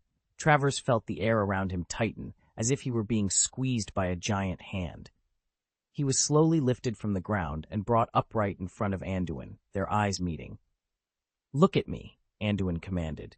Travers looked into Anduin's eyes reflexively, feeling as if he were staring into a pair of black holes that absorbed his thoughts. His sight was deeply drawn to those dark pupils. For a weak-willed and inexperienced wizard like Travers, his mind was like an open book, all his secrets laid bare for Anduin to see. Anduin's vision seemed to penetrate through layers of fog, opening the door to Travers's memories. The surrounding wind surged, rolling up clouds and mist, which then transformed into a simple yet elegant manor. The vision gradually zoomed in, passing through the manor's ornate gates and aisles filled with various antique silverware. A young face with a gloomy expression appeared in front of Travers. Anduin recognized the man as Sample Travers' uncle, a Death Eater. In Sample's memory, this uncle provided a strong sense of security. "Sample, the Dark Lord's power will soon cover this land. Just watch, the Travers family will gain more power," Sample's uncle boasted, laughing. His uncle seemed to say more, but the scene turned into thick fog again, reassembling into a dark house surrounded by bookshelves and alchemy materials. It looked like a library and treasure room combined. Sample's mother, a young woman with long, pale blonde hair, appeared beside him. "The Dark Lord has ordered us to transfer some dark magic items to my younger brother, who is now the owner of Malfoy Manor," she said, leading Sample along and taking a few items from the surrounding shelves. Among them were a plain-looking notebook, a peculiar statue, and more. "Mom, what is this?" Sample asked, pointing to a 1-meter-long object that resembled a dried root. It's a dragon heart tendon from the black dragon of Heshidia. It was originally intended to be cut and made into a magic wand. Such a long and complete dragon heart tendon is rare. It may be a valuable alchemy tool for you in the future, the young woman explained with a laugh. Remember this. These are the foundations of the Travers family's long-term prosperity in the wizarding world, she warned Sample. Aren't we born noble? We have noble blood flowing through our veins, and we are inherently different from those dirty muggles, Sample said, staring at the young woman. This is what your uncle told you again, the young woman replied angrily. Even if we have noble blood, we can't get carried away. Just remember that. The memory condensed into a picture, then turned into a cloud, and after continuous tumbling and expansion, it transformed into another scene. In another opulent manner, the young woman pulled Sample along and looked at the two people opposite them, or rather, 3 people. One of the grown men had neatly combed long blonde hair, and beside him sat a young woman with curly hair holding a little boy in her arms. Lucius, Narcissa, long time no see. Is little Draco already this old? The blonde young woman said with a smile. Yulia, you still look as good as ever. When Lucius heard that you were coming, he specially prepared a sumptuous snack for you, Narcissa laughed. Dobby, Lucius yelled. Sorry, the house elf I just bought isn't very sensible. After Lucius yelled a few times, a young house elf appeared beside his master out of nowhere. Master, what are your orders? You idiot, why are you reacting so slowly? Lucius couldn't help but raise his cane and hit Dobby twice. Where's the dessert I ordered you to prepare? I'm sorry, master. I'm sorry. Dobby will serve it to you right away. Dobby begged for mercy nervously. End of this chapter. Chapter 111, Yaxley. All right, I'm here on business this time. The Dark Lord has ordered me to leave these items with you. Remember to keep them safe. Your estate is small, and the treasure house is relatively secret. Do you understand what this means? It means it is a great honor to have the Master's trust in you, Yulia said as she handed over a package. As soon as Lucius heard the mention of the Dark Lord, he shrank back nervously. Really? Thank you, Master, for your kindness. I am honored to serve the future ruler of the magical world. Lucius took the package respectfully and left to store it. Yulia, who remained behind, smiled and looked at Narcissa. By the way, Narcissa, how is your sister Bella doing recently? I haven't seen her for quite a while. She has been by the Dark Lord's side all the time, and I haven't seen them for a long time. I heard that her husband was ordered to build another secret base in Mole Valley, Surrey. Maybe we can meet there soon, Narcissa laughed. After the two women chatted for a few more moments, Lucius returned, still holding something in his hand. He handed the item to Yulia and said, I know the Travers family has that thing. This was received by my father from an Egyptian wizard years ago. It is said to be a very rare prototype rune. Unfortunately, something happened to my father later, so it was impossible to fully decipher it until his death. Now, the magic power of this recording crystal is about to dissipate, and I can't completely transfer it to other recording crystals, so you can record it on that one. Yulia took the crystal and looked at Lucius with a hint of reproach. You really need to improve. You can't even preserve your father's inheritance properly. Lucius pursed his lips, knowing that his magical abilities were limited. Otherwise, he wouldn't have entrusted it to Yulia. At this point, the scene turned into clouds and dissipated again. Anduin ended the spell of legilimency, mumbling to himself, Mole Valley in Surrey, very close to where the Longbottoms were attacked. It's likely them. And there are so many valuable items from these pure-blood families. Only a dozen seconds had passed, but Sample felt as if several hours had gone by. The man in front of him had seen through all his secrets. He blushed with shame and anger, glaring at Anduin. How dare you? How dare you peep into the secrets of the noble Travers family? Sample said angrily. Heh, in my eyes, you so-called noble pure-blood families are just a bunch of jokes. Maybe you should ask yourself why you had the guts to provoke me, Anduin dismissed Travers contemptuously. He then kicked him hard, causing him to fall to the ground. With a wave of his wand, all the people floating in midair fell to the ground. Anduin smiled mockingly at them and said, I don't have time to deal with you today. You've already wasted enough of my time. But I have confiscated your wands. If you want them back, prepare a ransom of 20 galleons each. After all, this is your first wand. Anduin gave a final sneer before turning and leaving the bathroom. Travers watched Anduin leave triumphantly, his teeth grinding in hatred. He punched the bathroom floor, only to grimace in pain. What shall we do now? A young pureblood wizard asked tremblingly, still shaken by what had just happened. What else can we do? First, wake up that idiot Wilkes, and then see what can be done, Travers said angrily. What? That guy took all our wands, Wilkes exclaimed as he woke up. Yes, Senior Wilkes, that guy is really too domineering.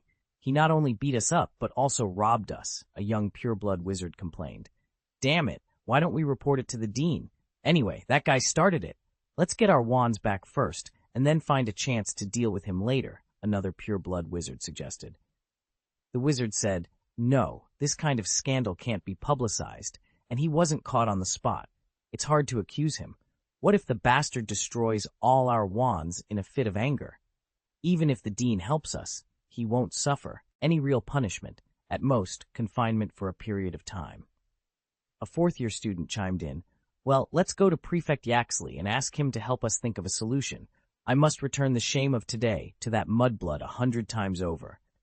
Wilkes said viciously, dare to be disrespectful to the Travers family, and I will make him pay with blood. Temple Travers, now seething with deep resentment, shouted, yes, let him pay in blood. Everyone responded in unison. After gathering themselves, they marched aggressively towards the Slytherin common room. Meanwhile, a cry echoed from a bathroom stall, and the ghost of a female student wearing glasses floated out. It's so scary. That little wizard scared Myrtle to death. Fortunately, I hid well just now. Otherwise, I might have died again, Myrtle said, rubbing her tears as she recalled the frightening aura of the little wizard. In the Slytherin dormitory, inside Raleigh Yaxley's room, a group of young wizards who had been beaten by Anduin squeezed in, recounting what had just happened. So the 7 of you were taught a lesson by a second-year Muggle-born wizard, and you lost your wands? Yaxley looked at the crowd speechlessly. You almost disgraced all pure-blood families. That guy is vicious, and he didn't take us seriously at all. He even said he would trouble you in the future, Wilkes emphasized. Humph! Yaxley glared at Wilkes and then said angrily, you little bastards. Yeah, that guy is crazy. You have to stand up for us. Let's trouble that kid tonight and show him how strong we are, Travers said angrily. Yaxley squinted his eyes and thought for a moment before speaking in a deep voice. No, Professor Burns has been watching me very closely recently, and Vanessa will definitely stand up for that guy. At Hogwarts, we can only make him suffer so much. So what do you suggest? Wilkes asked. Wait until he's out of Hogwarts. I know you've been watching that guy. Christmas is coming soon. Pay attention to his holiday movements. As long as he's out of school, we'll be able to corner him, Yaxley said. I really want to add more on National Day, but the editor told me to hold back. I'm holding back hard. End of this chapter. Chapter 112. The Report. What if he stays out of school all the time during the holidays? Travers asked. Then we wait for the Easter holiday. If he's still hiding during Easter, we'll wait for the summer vacation. If he's still hiding during the summer vacation, we'll wait for next year. He'll be in the 3rd grade next year, right? Yaxley said with a smile. What do you mean? Wilkes seemed to realize something. That's right. 3rd-year students always go to Hogsmeade, and by next year, that Professor Burns should leave his post. The curse of the Dark Lord is no joke. Vanessa is about to graduate. By that time, Slytherin will be my world. Don't you want to restore the glory of the pureblood family? Don't you want that guy to pay in blood? Let him bleed next year in various senses. Yaxley smiled darkly. Then what about our wands? Do you want us to buy another one? It's our first wand, and it's the most suitable. Are we just going to let that guy continue to be so arrogant for half a year? Travers said, unconvinced. What's the rush? Poisonous snakes always have to lie dormant before they can strike with one deadly blow. Yaxley touched his chin. As for the wands, you should pay the ransom and redeem them first. You have to hold your breath. You don't want to provoke him again in the next 6 months. What? Do you really want to pay that kid? Doesn't that mean bowing to him? Travers couldn't figure it out. This is also to give you a longer memory. It's not convenient for us seniors to move around in school recently. That old guy Burns is not easy to deal with. I can always feel that someone is watching me all the time. I have to wait for him to leave before I can let go of my hands and feet. Yaxley frowned slightly. He was not weak and could feel the inexplicable sense of being watched, but he couldn't figure out how to deal with it. On the other side, when Anduin came to Professor Burns' office, he found that the door was wide open, and Professor Burns was sitting leisurely at his desk. The runes on the side of his monocle were constantly glowing dimly, indicating that he had been using this alchemy tool to observe something. "Professor," Anduin called softly as he stepped forward, seeing that Burns's attention was mostly on his glasses. Burns came back to his senses and found that it was Anduin. He nodded and said, "Anduin, what's the matter? It doesn't seem to be night yet." "Have you heard about the Longbottoms?" Anduin said in a deep voice. Burns frowned when he heard this. "I just received the news. Emmeline, who is in charge of taking care of them, sent me a message. They are out of danger, but because they were tortured by the Cruciatus curse for a long time during the attack, they still haven't woken up yet."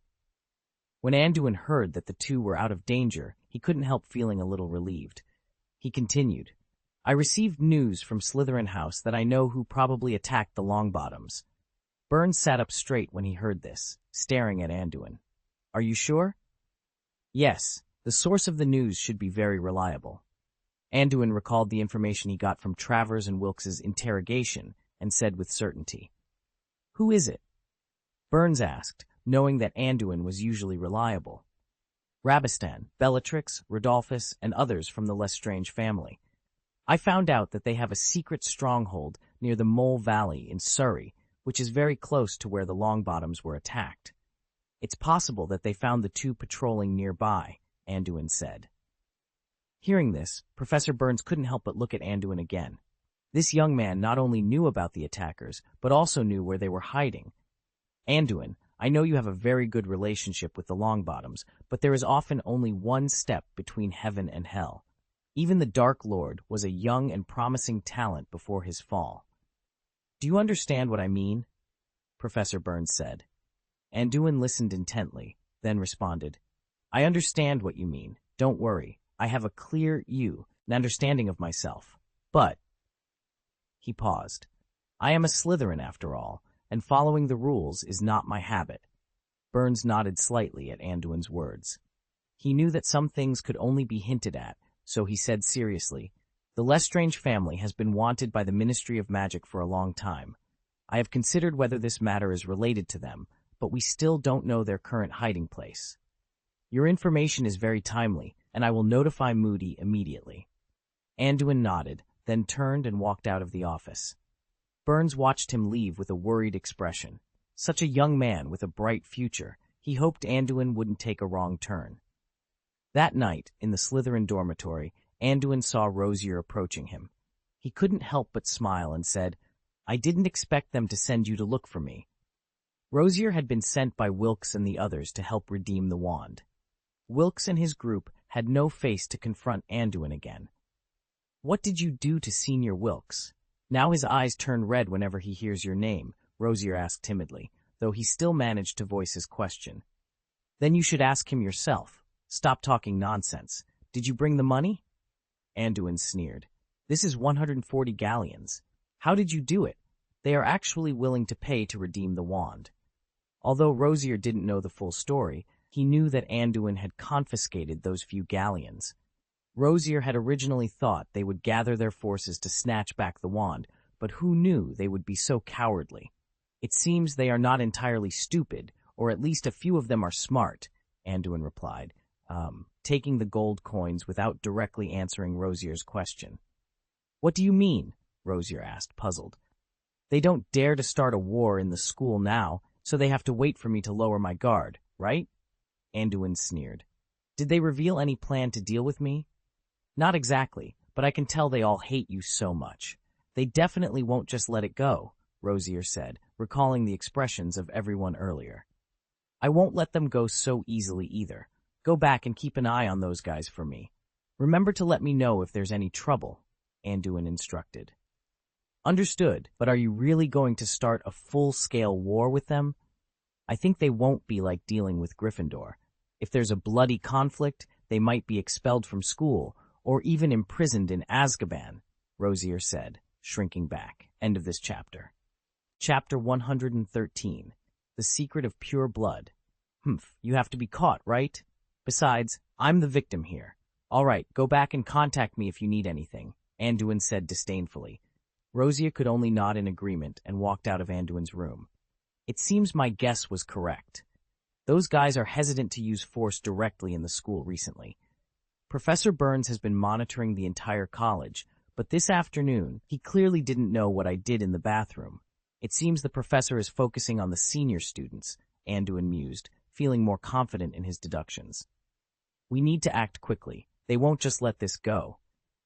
In the next 6 months, we need to start that plan, Anduin thought with determination. A few days later, Hogwarts' Christmas vacation began. Anduin decided to stay on campus during the break, dedicating all his energy to arming himself and improving his combat effectiveness as much as possible. After the vacation started, Anduin moved back to the Forbidden Forest cabin. Through many letters exchanged with Augusta, he learned about the current state of the Longbottoms. Tortured, both Frank and Alice suffered almost irreversible injuries, and their memories were almost completely lost. They were currently living in St. Mungo's Magical Injury Hospital for care. From Augusta's letters, Anduin could feel her immense pain, but she forced herself to stay strong for the sake of little Neville. You guys are the first graders, so don't blame me for being the 15th grader. Anduin's eyes revealed a dangerous cold light. Hagrid was very happy that Anduin could return to the hut to accompany him during Christmas. However, Anduin spent most of his time in his small room, except for meals, often accompanied by the sounds of clanging and banging. Since it was Christmas, Anduin asked Hagrid for a chimera skin as a gift. The chimera is a bloodthirsty and violent magical creature native to Greece, with the head of a lion, the body of a goat, and the tail of a fire dragon. Hagrid had been using it to cover his pillow before. The leather was very tough. At dinner that day, Hagrid saw Anduin reading a book about pure-blood families with great interest and couldn't help but ask curiously, "What's the matter, Anduin? Are you still reading this kind of book?" "After all, if you know yourself and your enemy, you can win 100 battles," Anduin replied indifferently. 100 battles? What do you mean? Why do I have a dangerous feeling? Hagrid frowned.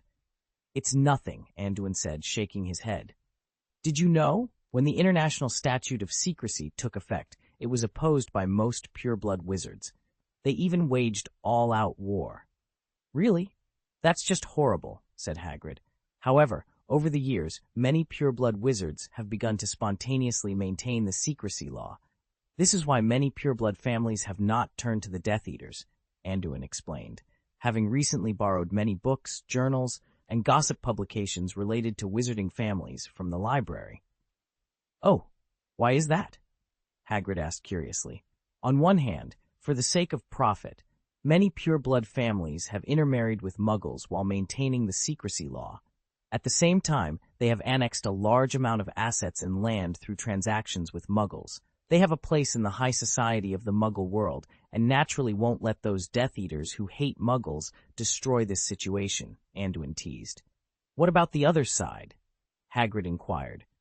On the other hand, Anduin blinked and looked at Hagrid. If the Wizarding world and the Muggle world went to war, who would win? How would I know that? But wizards know magic, so wizards should have the upper hand, Hagrid thought for a while and said truthfully. Anduin shook his head. No, if the two sides really went to war, I guarantee that the Wizarding world will not be able to resist a Muggle attack. You are not a Muggle, so you don't know. The power of Muggle weapons is beyond what wizards can imagine. It would be fortunate for wizards to escape by chance under the raids and attacks of Muggles. Many pure-blood families understand this clearly because of their long-term contact with Muggles. They are not willing to risk their lives. What? Are Muggles that scary? But I've seen many Muggles. They don't even have magical powers. They can't make things disappear out of thin air, and they can't turn a mouse into a teacup, Hagrid said, taken aback by Anduin's remarks. You are right. Wizards with supernatural powers have great advantages, but in terms of destructive power alone, the two sides are not at the same level.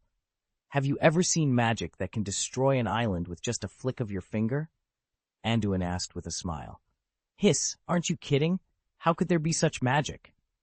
Hagrid said incredulously. But muggles have such power. So maintaining and protecting the law of secrecy is the most responsible way to safeguard the wizarding world. However, Anduin pondered. But what?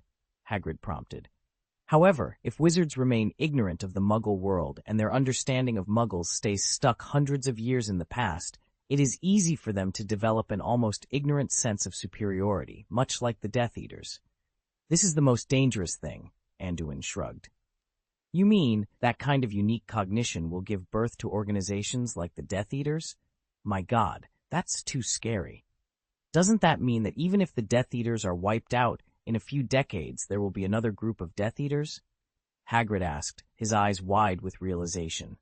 Anduin nodded and said, It seems you have also realized this. In fact, this kind of situation has happened in the past. Grindelwald, who almost swept the magical world once, actually took advantage of this. Organizations like the Scavenger and the Pure Land Society in Northern Europe are also very active. Since many wizards have never been in contact with the Muggle world, it is easy for them to develop an inexplicable sense of superiority over Muggles who do not know magic. They can then be bewitched, used, or intimidated by someone with ulterior motives, gradually falling into degeneration. Oh my God. Anduin's words almost overturned Hagrid's understanding of the world. Was the magical world in other countries so terrible? It was as if someone had told him that this seemingly peaceful and stable world was actually full of terrorists. End of this chapter. Chapter 114, Phase Shoes. So only when you are strong can you truly grasp your destiny. Otherwise, it will be a big problem to protect your own safety, Anduin said, closing the book with a slight smile. But these are still far away from us. Let's enjoy Christmas dinner. By the way, this is my Christmas present to you. Anduin took out a silver white metal coin and pushed it in front of Hagrid. Oh, what is this? It doesn't look like a silver sickle, Hagrid said, picking up the metal coin and examining it closely. Well, I call it a communication coin for now. It's not yet fully functional. The side with the long sword is the front, and the side with the Ouroboros is the back. It's an alchemy tool I made recently, Anduin explained with a laugh. A communication coin? Can this little thing really send messages? Hagrid asked, flipping the coin over and over. Sure enough, he saw a simple oriental long sword on one side and an Ouroboros on the other. Yes, if you encounter danger, input magic power into the side with the long sword. I will be alerted and will know your location immediately. I will come to support you. If you input magic power into the side with the Ouroboros, I will receive a message and come to the cabin to find you, Anduin explained. He felt that the current magical world lacked a device for direct communication in emergencies, which was simply too backward. Using the knowledge from the Contact Rune application book that Sirius had sent him last year, he imitated the Flu network to create these alchemy props. However, the current function was still limited, and the communication range only covered Hogwarts. It couldn't send messages in real time like the Flu network. He had made several samples and sent a few to Vivian, Charles, and others as Christmas gifts. It will be much more convenient to find you now. You are really smart, Hagrid said, intrigued by the gadget's function. He tried it repeatedly with great interest. Anduin also took out a booklet, another alchemy item linked to the communication coins he had sent. As long as he received a message, he would be able to see it soon. While chatting, the two played with the new alchemy props, ate hot pot, and sang songs, spending this year's Christmas peacefully. In the days that followed, Anduin stayed in the hut every day, studying spells and trying to make various alchemy props. Owls from the outside world kept coming and going to his hut, bringing letters and gifts from friends. Charles and Professor McGonagall sent some Quidditch peripherals as gifts. Vivian, knowing Anduin liked to read, sent some magic books. Professor Burns was particularly generous, sending him 3 ounces of Iser's mithril and a set of carving knives, showing his optimism about Anduin's alchemy talent. From Professor Burns's letter, Anduin learned that the mental trauma of the Longbottoms was more severe than imagined. They could no longer remember anyone and had lost the ability to take care of themselves, requiring permanent care in the hospital. Meanwhile, the Lestrange family's stronghold in Surrey was found by strikers and aurors led by Moody. A fierce battle ensued, resulting in 2 aurors being seriously injured. Bellatrix and others were arrested and taken to Azkaban. Professor Burns also expressed his gratitude to Anduin for the information provided. Anduin shook his head in disbelief. Despite the surprise attack, there were casualties on the auror side. He couldn't help but question the tactical quality of these aurors. I don't understand why they don't deploy defenses in advance and attack in stages. How can the fighting of regular troops be so disorganized, like children rushing in foolishly? Anduin thought, feeling powerless. As the Christmas holiday was coming to an end, an owl arrived at Anduin's hut with a large package. Finally, it's here, Anduin said, opening the package to reveal a pair of brand-new leather boots. If Hagrid were present, he would recognize them as being made from the chimera skin he had given Anduin. Anduin had spent 5 galleons to order these boots from the outer clothing shop in Diagon Alley, using the chimera hide. The quality of the finished product was excellent. He planned to turn these boots into alchemical tools. It's time to start building all-terrain tactical weapons, Anduin said with a relieved smile. The all-terrain tactical arm was a complete set of tactical equipment he had conceived, including 5 modules: sensing, jamming, movement, protection, and killing. If fully assembled, it would be a tactical model designed to combat all-terrain, all-round, and all-type enemies. This pair of leather boots was one of the components. As the alchemy carrier for the movement module, Anduin intended to enchant them with runes for shock absorption, silence, absorption, enhancement, and change. This would make them effective for lurking, crossing terrain, short-distance bursts, or long-distance sprints. His current flight was unstable, and riding a broom in battle made him an easy target. Increasing his speed for instant bursts would allow him to use his physical skills to gain an advantage in combat. Anduin had completely mastered the related runes through hard study and practice day and night. The next step was to test the results. It took him 2 full days to engrave the runes on the pair of leather boots, and then use the innocent hammer to reinforce and strengthen the runes on the props. By noon the next day, all the young wizards of Hogwarts had returned to school, ready to start classes the following day. This was also the day Anduin returned to the Slytherin dormitory. He gave this new piece of equipment a fitting name: Phase Shoes. Putting on the newly made leather boots, he clicked his heels together, and light-colored runes began to appear on the boots. Lifting his right leg, he pushed forward, and with a whoosh, Anduin rushed forward like a gust of wind. After observing his speed, Anduin nodded in satisfaction. Covering a distance of 20 meters in just over a second means 100 meters in more than 6 seconds, faster than the current Olympic champion. This is sufficient. Next, let's test terrain climbing and physical exertion. He ran wildly along the path and soon reached a circular stone pile. He jumped over 2 meters high, stepped on the side of a stone pillar, and defied gravity by running up the wall. When he reached a height of more than 10 meters, he performed a backflip and landed gracefully, like a gymnast, with his hands stretched upwards in a perfect landing pose. End of this chapter. Chapter 115, Memory Magic. The absorption effect is qualified, the shock absorption effect is qualified, and the silent response is qualified. The physical energy consumption is about 3 times that of normal running, but the feeling of fatigue is much greater than during normal exercise. Is it because the body's load has a limit? It seems that it can't be used as a commonly used prop. While testing the effect of the phase shoes, Anduin felt the operation of various body functions and roughly understood this way of moving. With the current physical condition, if the speed is driven to the limit, it can only last for about 10 minutes. If it is used as a booster after a slight start, there is no time limit. Anduin nodded thoughtfully, then walked to the library. He was going to spend some time adding some memory magic knowledge. The Longbottoms were severely traumatized and lost all their memories. Although it was unlikely, Anduin still wanted to try to find a way to help them recover their memories. "Mrs. Pince, where are the books about memory magic?" Anduin asked Mrs. Pince after he came to the library. "It's Anduin." Mrs. Pince was very familiar with Anduin, as she often saw him in the library. "Memory magic. Let me think about it. You can go to No. 20 and look for it on the 7th row of bookshelves. It should be there." "Thank you." After arriving at the corresponding location, Anduin began to search in detail. After a while, he pulled out a copy of Introduction to the Forgetting Curse and read it in detail. After looking through it for a while, he realized that it was mostly about casting skills of the Forgetting Curse, which was not helpful for learning memory magic. "Oh, dear student, are you looking for learning materials on memory magic?" A slightly frivolous voice came from behind Anduin.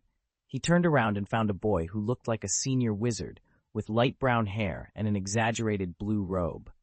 The strong scent of perfume could be smelled from 2 meters away.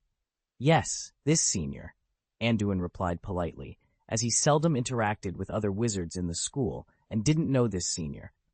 "Haha, then you are lucky. As a wizard who is proficient in all kinds of spells and is popular with girls of all grades, if you don't mind, I would like to give you some pointers." The pompous man showed a very charming smile. Anduin couldn't help showing a tangled expression. He really wanted to tell the senior that basically all wizards in Hogwarts who are proficient in spells have joined the spell club, and he knew all of them. But he didn't know this person. However, Anduin felt it was a bit unreasonable to directly refuse, so he just waited to deal with it. "Is that so? Then please give me some guidance, senior." "Since you asked the question sincerely, as I am deeply loved by students of all grades, I can't turn a blind eye to it. I suggest you read this. After all, helping young wizards grow up and cultivating talents for the British magic world is also the driving force for me to keep moving forward." The flamboyant male wizard walked to the side of the bookshelf with his hands clasped lightly. He pulled out a book with an exaggerated thickness and handed it over. "This brain domain and memory should be able to help you. I only read a part of this book, and I can make my Oblivion curse perfect." The man raised his eyebrows at Anduin and then blinked again, speaking with a wink. Anduin took the book suspiciously, and just as he was about to say something, a familiar voice suddenly came from beside him. "Lockhart, what are you doing? Are you harassing our college students again?" Anduin turned his head and saw that it was Senior Vanessa. "Oh, Vanessa, I haven't seen you for a long time. I'm sorry I didn't reply to the love letter you sent me in the first place. You have to know that I have to take care of the girls in our college first. Do you think so?" Lockhart laughed as he spoke to Vanessa, but while talking, he was interrupted. Vanessa took out her wand and glared at Lockhart with unkind eyes. Terrified, Lockhart shrank back and ran away, disappearing from Anduin's sight within seconds. "Huh, he runs really fast," Anduin remarked, exhaling. He then turned to Vanessa. "Sister?" he asked, having overheard something intriguing. Did this senior sister send love letters to others? He hadn't expected to stumble upon such gossip in the library. "It's not what you think," Vanessa replied, her face darkening. "That guy is Gilderoy Lockhart, a classmate of mine. He's a shameless and arrogant idiot. 2 years ago, on Valentine's Day, he pretended to be other female students and sent love letters to himself. He received hundreds of love letters in one day, even one from Professor McGonagall." "Wow, that's quite bold," Anduin said, raising an eyebrow. "Humph, no one likes that guy. He shows off to people like you who don't know him. Otherwise, who would give him any attention?" Vanessa scoffed. "Well, since you all graduate this year, I guess I won't have a chance to meet this senior in the future," Anduin laughed. "Yes, in the second half of the year, I'll be busy preparing for the final wizarding exams. You should be careful, though. I know some people in the academy don't like you," Vanessa said, her tone turning serious. "Thank you for the warning, Senior Vanessa," Anduin nodded. He knew that those people didn't just dislike him, they were planning to eat him alive. After a brief chat, Vanessa turned and left. Anduin looked at the large book in his hand. Since he wasn't reading anything else, he decided to open it. As he read, he became engrossed in the content. The book elaborated on memory magic, thinking runes, and related knowledge of the brain, including detailed descriptions of the forgetting spell and memory composition. It seems this senior Lockhart isn't entirely useless. Just this book alone will keep me occupied for a while. Anduin thought happily as he borrowed the book from the library. Returning to the Slytherin lounge, he ignored the hostile glares from many pureblood wizards and quietly went back to his bedroom. The following days passed in a strange atmosphere. The pureblood wizards clearly hated Anduin, but they didn't do anything out of the ordinary. Anduin was content with the peace and continued his routine, attending classes, joining the spell club, studying runes with Professor Burns, supervising Charles' training, making alchemy props, and studying memory magic. End of this chapter. Chapter 116, Night Tour. Although Travers and Wilkes did not directly clash with Anduin, they still sent people to secretly monitor his every move. However, after just over a month, those responsible for tracking and watching Anduin were frequently attacked. They were either hung in the corridor or stripped naked and thrown into a nearby women's restroom. When questioned about what happened, these individuals collectively lost their memory and couldn't recall anything. After a few incidents, the young pureblood wizards didn't dare to follow Anduin anymore, which made Wilkes, Travers, and others seethe with frustration. But Anduin didn't care about that. Campus life at Hogwarts gradually returned to normal. Since the Dark Lord's disappearance, prank incidents at Hogwarts had soared exponentially, making the mischievous ghost Peeves more active than ever. Peeves rarely came out for activities in the past. Curious about this strange phenomenon, Anduin specifically asked Professor Flitwick for advice. Professor Flitwick explained that Peeves was born together with the entire Hogwarts castle and is a special ghost closely linked with the whole school. He is affected by the pranks and emotions within the school. In past years, the wizarding world was shrouded in darkness, and there wasn't enough laughter and pranks in the school, making Peeves sluggish. Sometimes, he didn't even come out for activities, but now things were different. This resurgence of pranks made Filch furious.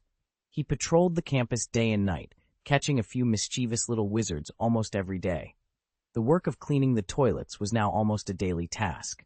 That night, Filch, who was on his usual patrol, was wandering in the library when a soft sound from the restricted section attracted his attention. Filch quickly paced towards the direction of the sound, holding his kerosene lamp, but found nothing. There was no figure, not even a mouse. Cursing under his breath, Filch checked the area again and again before giving up and walking away. In a corner that Filch had just patrolled, a figure suddenly appeared out of nowhere. It was Anduin. That was close. I didn't expect there to be magic alarms on some of the banned books. I almost got caught, Anduin thought with lingering fear. And why was he there? Because he had finally learned the disillusionment charm.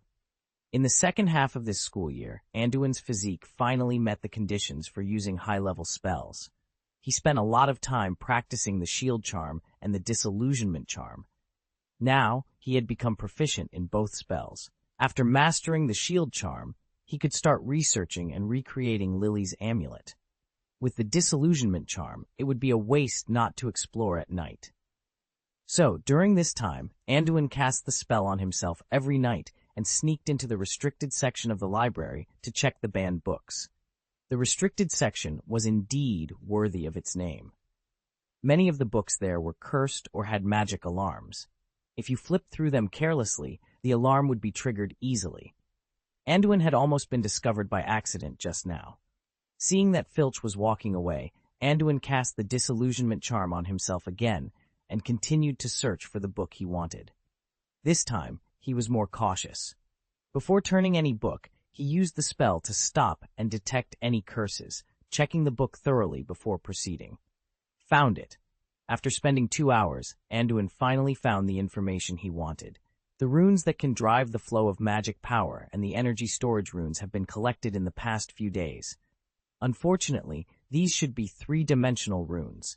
The images of runes recorded in the book are 2-dimensional. Only these 2-dimensional images and descriptions. Anduin mused, it's not easy to restore these runes. He had recently begun studying temperature control spells in the spell club. There, he learned that to affect temperature, one must master the control and flow of heat, which requires the manipulation of magic power through runes. He had another idea for these magic-driven runes. While studying the runes that drive the flow of magic power, he thought about developing a rune that could autonomously absorb external magic power. Simultaneously, he was searching for runes that could store magic power. For instance, his monocle, phase shoes, and other magical equipment were all powered by absorbing his own magic power when activated. However, alchemy props that need to operate independently require runes with the function of storing magic power, akin to batteries that can continuously power magical items. Anduin learned from Professor Burns that there are currently many styles of magic power storage runes, but their effects are relatively general. Most of them rely on the energy storage capabilities of the alchemy materials themselves, which is common in most alchemy items on the market. Therefore, combining a magic-absorbing rune with an energy-storing rune could change the direction and extend the driving time of a magical prop. This would be like adding a solar panel to a battery, allowing it to charge while extending its battery life. After comparing several energy storage runes taught by Professor Burns, Anduin felt dissatisfied. He thought of going to the restricted area to find more information on energy storage runes and to collect more research on the direction of magic flow. The harvest this time was good, but unfortunately, they were all paper materials, and a lot of experiments and tests were needed to restore the corresponding rune combinations. If I have to choose between drive and storage, it's better to start with research on magic power drive runes first, Anduin decided. On one hand, I can accumulate data on magic power absorption, and on the other, I can also conduct research on temperature control runes. Throughout the second half of the semester, Anduin maintained a disciplined life and study routine, rarely communicating with the students around him. Meanwhile, the wizarding community launched a vigorous campaign to arrest Death Eaters. The entire law enforcement department was mobilized by Minister Millicent Barnold, and many pure-blood families were investigated. Anduin discussed this with Professor Burns, who believed that these measures were insufficient to defeat the pure-blood families supporting the Dark Lord. Many Death Eaters from pure-blood families used the Imperious Curse or Polyjuice Potion as excuses to defend themselves, making it very difficult to arrest a Death Eater and put him in prison unless caught on the spot. Is checking memory and using Veritaserum useless? Anduin once asked the professor. In a magical world, all kinds of things can be faked, including memories, Burns replied. End of this chapter. Chapter 117, End of Term. These developments were all anticipated by Anduin, so he had been planning to trouble them in other ways. Although these so-called investigations had little effect on the pure-blood families, they did manage to curb their arrogance significantly. This change even affected the pure-blood wizards in Slytherin House. It had been a while since anyone had tried to follow him, which meant he had lost a lot of practice materials for legilimency and the Forgetting Curse.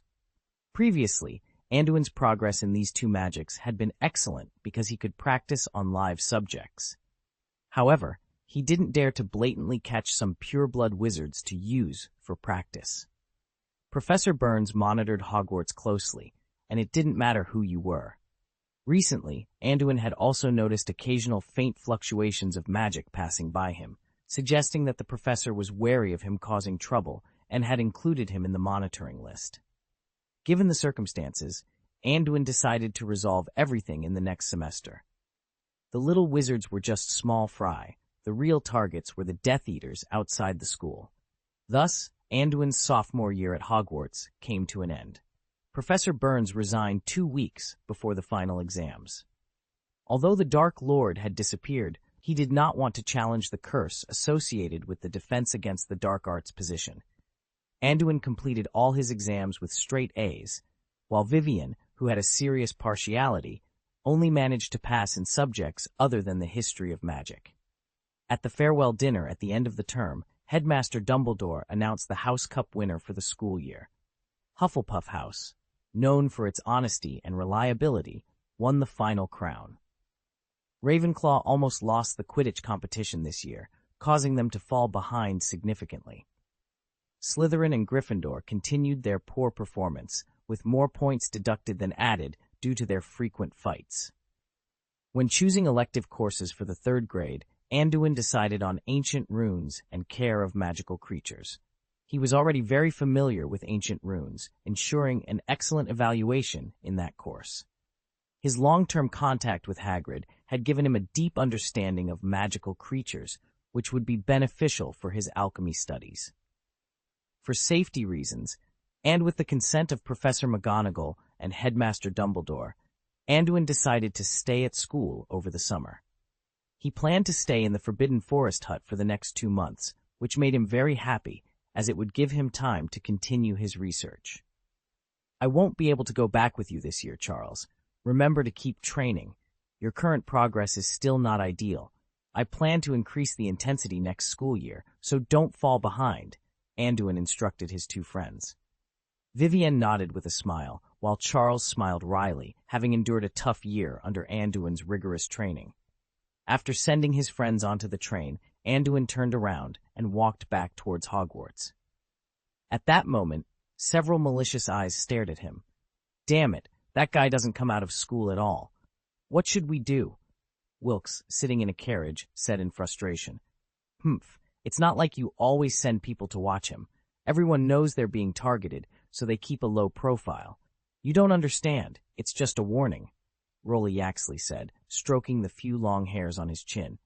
"Then what if he's still hiding next school year?" Travers chimed in. "Don't worry, Professor Burns is no longer here, and Vanessa has graduated.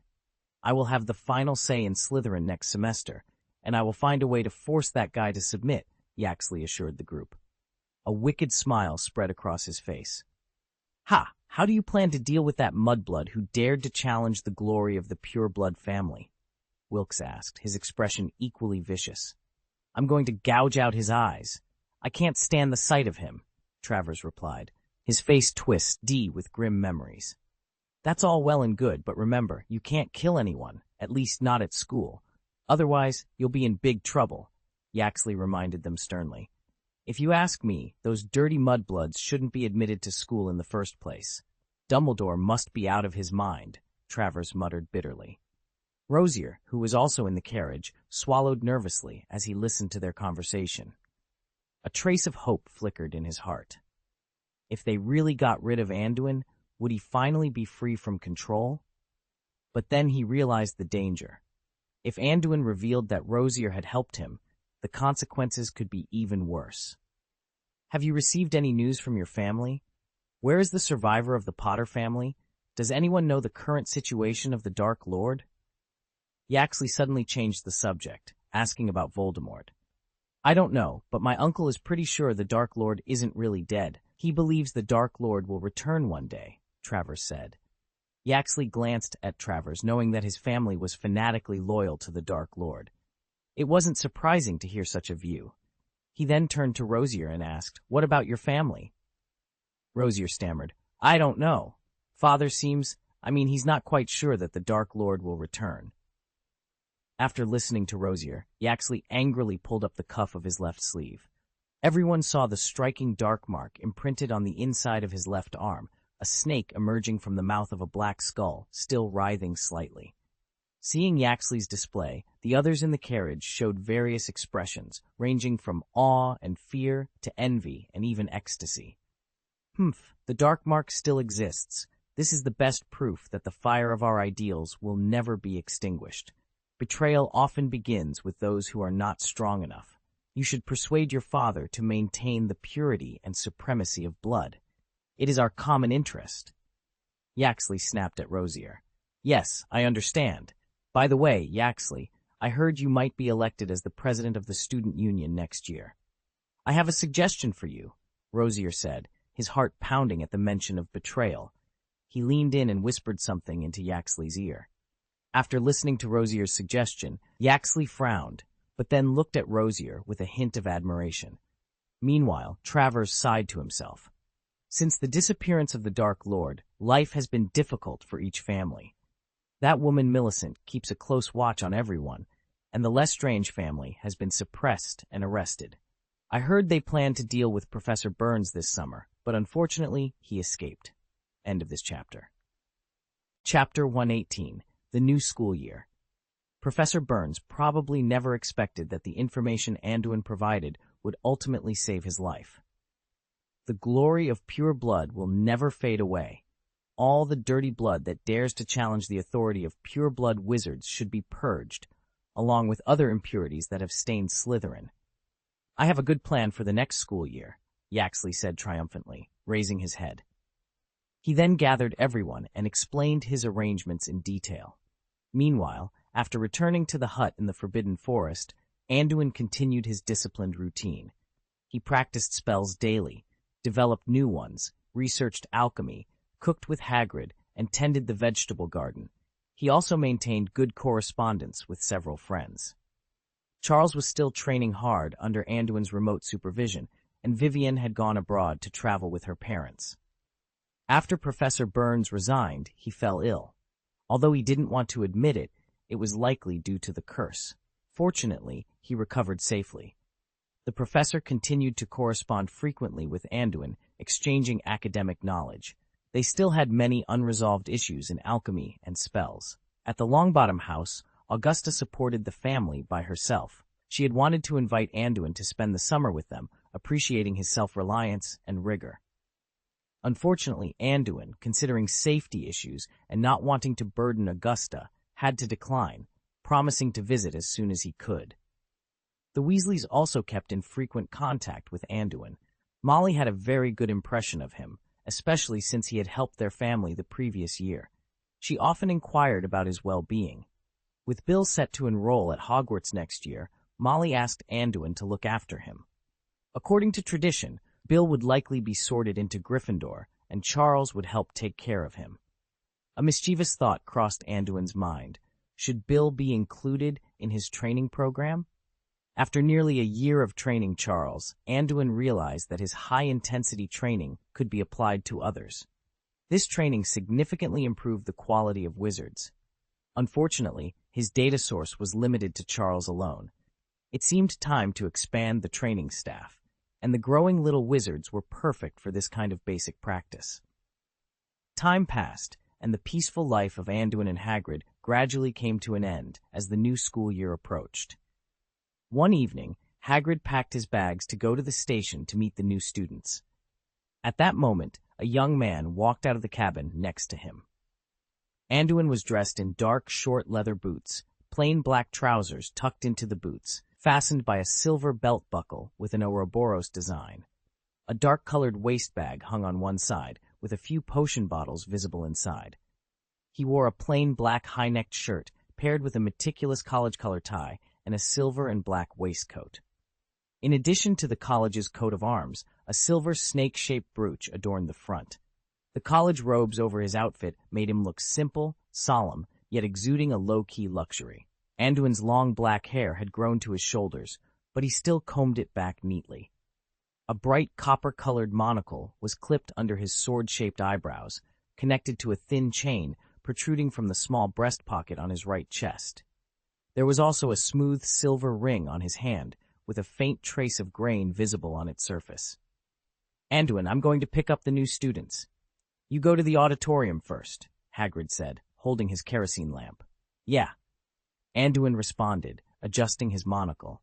He walked through the deserted corridors of the castle and was the first to arrive at the auditorium.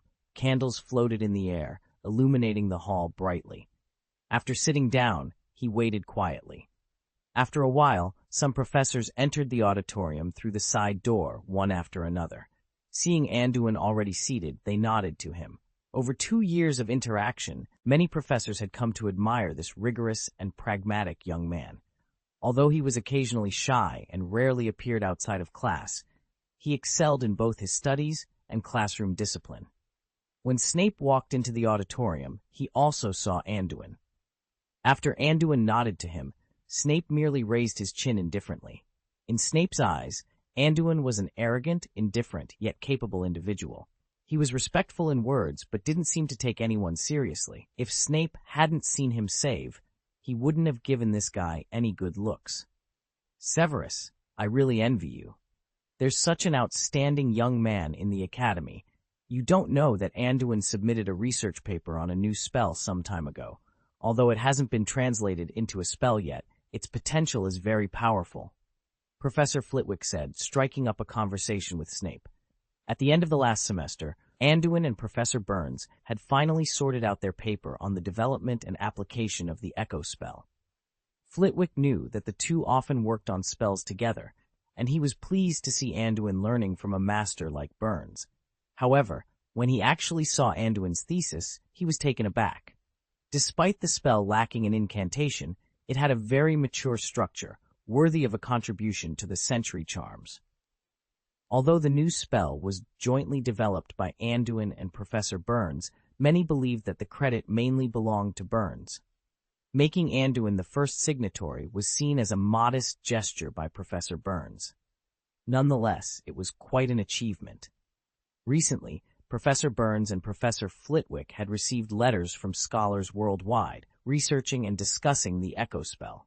Many scholars initially communicated directly with Burns and Flitwick, assuming Anduin, as a second-year student, played only an assisting role. However, since Burns and Flitwick introduced Anduin as the main developer of the new spell in their responses, he had entered the academic circle's radar. It probably wouldn't be long before Anduin would be inundated with letters from those scholars. End of this chapter. Chapter 119, The Branch. "You're flattering," Snape said, hearing Professor Flitwick's continuous praise for the students of his own house.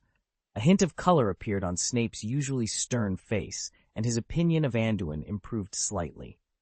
Perhaps this little troublemaker who had once attacked him wasn't entirely useless. While Snape was lost in thought, Headmaster Dumbledore entered the auditorium, his face as kind as ever. After greeting everyone, he took his seat at the center of the room. Accompanying Dumbledore was a peculiar adult wizard who appeared to be in his late 20s or early 30s. He sat on the teacher's bench with a sorrowful expression.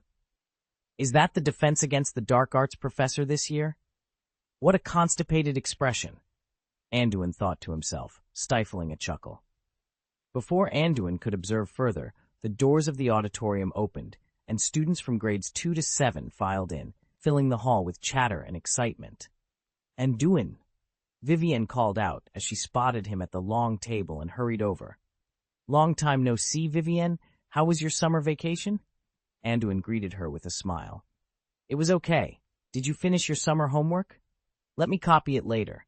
I spent the whole summer playing mahjong at home and only remembered the homework on the train back," Vivienne said, her voice filled with urgency.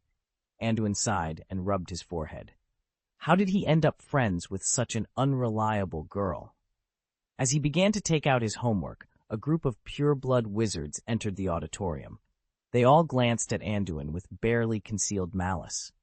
Vivienne, noticing their entrance, shrank back slightly and whispered to Anduin, "You don't know how arrogant these guys are this year. Last year, they only bullied students who wouldn't stand up to them. This year, they were defiant as soon as they got on the train. They went to every car with Slytherin students, warning them to obey Yaxley's orders and to avoid any contact with you. They even said that anyone who associates with you would be polluted." Anduin listened, though he didn't seem particularly concerned. "Isn't the Dark Lord gone? How dare they be so rampant?" he asked, playing along. Yaxley became the president of the student union this year, and Wilkes was elected as a prefect. They act as if the Dark Lord never disappeared. They're even more arrogant than before. Last year, Higgs, a senior who was kicked off the Quidditch team, got slapped twice by Wilkes for talking back. On the train, it was chaos. Vivienne recounted, her voice filled with indignation. Yaxley and his group walked to the front of the long table, pushing aside younger students who had already sat down and taking their places. Anduin nodded in satisfaction, pleased that Rosier had followed his instructions. Vivienne frowned, about to say something, but Anduin interrupted. "Since they ordered you not to talk to me, why are you still here?" Vivienne replied proudly. "I'm not afraid of them. Let them try to mess with me. Our mahjong club isn't to be trifled with." Seeing Vivienne's confidence, Anduin smiled and nodded, deciding to ignore Yaxley and his cronies. Soon, Professor McGonagall led a group of first-year students into the auditorium. Most of them looked around with a mix of anxiety and wonder, clearly nervous about the upcoming sorting ceremony. From a distance, Anduin spotted Bill Weasley in the crowd, his fiery red hair making him stand out. After a year, Bill had grown taller, but not much else had changed. As he looked around, he noticed Anduin at the Slytherin table. Anduin, now dressed differently but still familiar, caught Bill's eye. Bill wasn't sure if it was the same Anduin he had seen last year until Anduin nodded at him. Bill responded with a cheerful smile.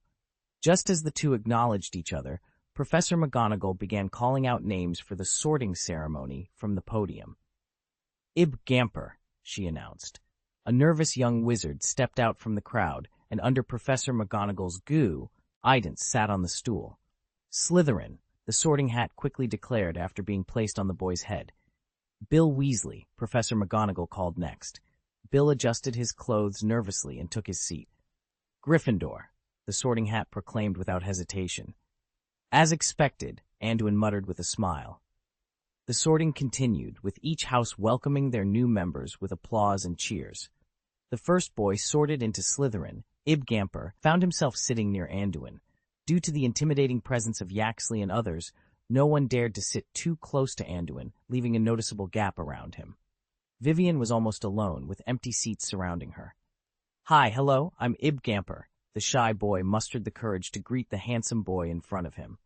"Hi, I'm Anduin Wilson. You can call me Anduin," Anduin responded with a smile. "Hey, Ibrahimovic, can I call you that?" "I'm Vivienne Bulstrode." Vivienne greeted the shy boy with a smile.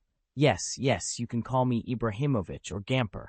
I know the surname Bulstrode. My grandmother's surname is Bulstrode," Ibrahimovic replied, suddenly more fluent as he seemed to find a connection.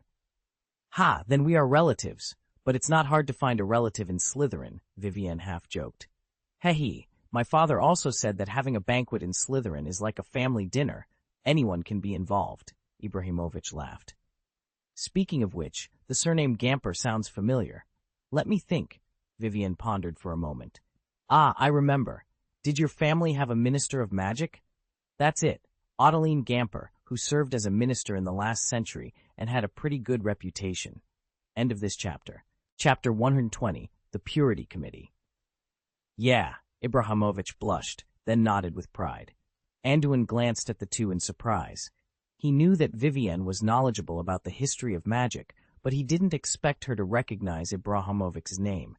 He couldn't tell that the shy young man in front of him was actually a descendant of a famous family.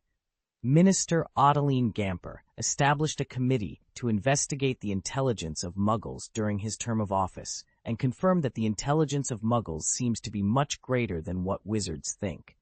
He was also a minister who was closer to Muggles and was very popular during his term. Vivienne explained to Anduin, sharing her knowledge like a treasure trove. Ibrahimovic, who was sitting across from her, blushed in embarrassment as Vivienne praised his ancestors. "Yes," Ibrahimovic smiled. "Since that ancestor, our family has devoted itself to the study of Muggles. There are 2 professors of Muggle studies among us. My grandmother is also a Muggle, and now we live in a Muggle community. I even went to their kindergarten when I was a kid." Ibrahimovic was no longer as nervous and began to share his childhood experiences with them. It was clear he had made many Muggle friends when he was young. "Your thoughts are dangerous," a discordant voice interrupted their conversation. The 3 of them turned their heads to find Wilkes standing nearby. Wilkes glanced at Anduin before addressing Ibrahimovic. "Muggle-born people are just low-level creatures. Laitlin, know where you belong, and don't hang out with some dudes." He shot a pointed look at Anduin. Ibrahimovic looked at Wilkes in confusion, then glanced at Anduin, muttering, "But many of my Muggle friends are very smart, no different from us." "Wilkes, it's none of your business here. What are you doing here, disturbing our dinner?" Vivienne slapped the table and glared at Wilkes. As a prefect, I'm concerned about the problems of the freshmen in the college. It's not because I'm worried that the young people who haven't entered the world will be spoiled by others," Wilkes sneered. Vivienne was so annoyed by his sly words that she wanted to get up and argue, but Anduin quickly grabbed her shoulders and pushed her back into her seat. "It seems that someone has healed the scar and forgotten the pain. It's okay. If you have anything to say, just say it, and I will write it down, Anduin said with a slight smile, taking out a notebook and flipping through it seriously. He stared straight at Wilkes. Wilkes, recalling some bad memories from last semester, could only turn around and leave with a cold snort. Humph, coward. You ran away with your tail between your legs as soon as you were frightened. You must be afraid that Anduin would write down your words and deeds and report them to the dean, getting you removed from your position as prefect, Vivienne said angrily. Anduin didn't say much but looked at Ibrahimovic apologetically. I'm sorry you had to see this as soon as you entered the academy. No, it's nothing. Is that the prefect of our college? He looks so fierce. Ibrahimovic stammered nervously, still shaken by Wilkes. Don't pay attention to that guy. He's not a good person. He only knows how to bully others, Vivienne complained angrily. Seeing Vivienne's fierce expression, Ibrahimovic nodded nervously. The sorting ceremony ended soon, and the grand entrance banquet officially began. Facing the sumptuous dinner in front of them, all the young wizards enjoyed it happily. After the dinner was over, and the school song was sung under Dumbledore's command, the young wizards returned to their common rooms in an orderly manner. Back in the common room, Raleigh Yaxley, who was already the president of the student. Yaxley, the prefect of Slytherin and head of the Boys' Student Union, called out to everyone and began his speech. Hello, everyone. I am the prefect of Slytherin and the head of the Boys' Student Union. On behalf of Slytherin House, I welcome all the new students to join us. He smiled warmly at the freshmen and led the applause. Up to this point, his words were fairly standard, but then his tone shifted dramatically. Presumably, everyone knows what House Slytherin is. We are born noble, shrewd, ambitious, and determined, advocating for rights and honor. You should be proud to be assigned to our house. Yaxley scanned the room before continuing. At the same time, we are also representatives of bloodlines and purity. Maintaining the purity of bloodlines is our natural duty. The current wizarding world is full of smog, with all kinds of undesirables claiming to be wizards. They want to challenge our status and reputation, take away our jobs, and even aim to rule and manage the wizarding world. This is simply a disgrace. Many pure-blood wizards in the audience applauded and cheered at Yaxley's declaration. Even those who were unsure of their stance found themselves clapping, influenced by the crowd. The new students, not fully understanding the gravity of his words, joined in the applause as well. Seeing the positive reaction, Yaxley raised his hand to quiet the room. Here in Slytherin, we will take the lead in defending the interests of purebloods and eliminating all Muggle-related ties. Wilkes, Millie Osbert, and Travers, please come up. Wilkes, Travers, and Osbert, a 6th grade prefect, walked up the steps together. Next, we will establish a purity committee in Slytherin, responsible for dealing with Muggle affairs in the college. The 3 of them and I will head this committee, and everyone must adhere to its rules. Yaxley gestured to the 3 standing beside him, inviting them to speak. Travers stepped forward first. Remember our faces. We are here, and the committee is here to inspect. No one else will care what you are doing. Do you understand? He shouted arrogantly to the crowd. Understood. The pure-blood wizards in the audience responded first, followed by the rest of the young wizards who felt compelled to join in. Let me introduce the chairman of our college's Purity Committee, Senior Wilkes. Address him as Senior, Travers said, pointing to Wilkes beside him. Hello, Senior, came the scattered shouts from the crowd as Wilkes stepped forward, his head held high. End of this chapter.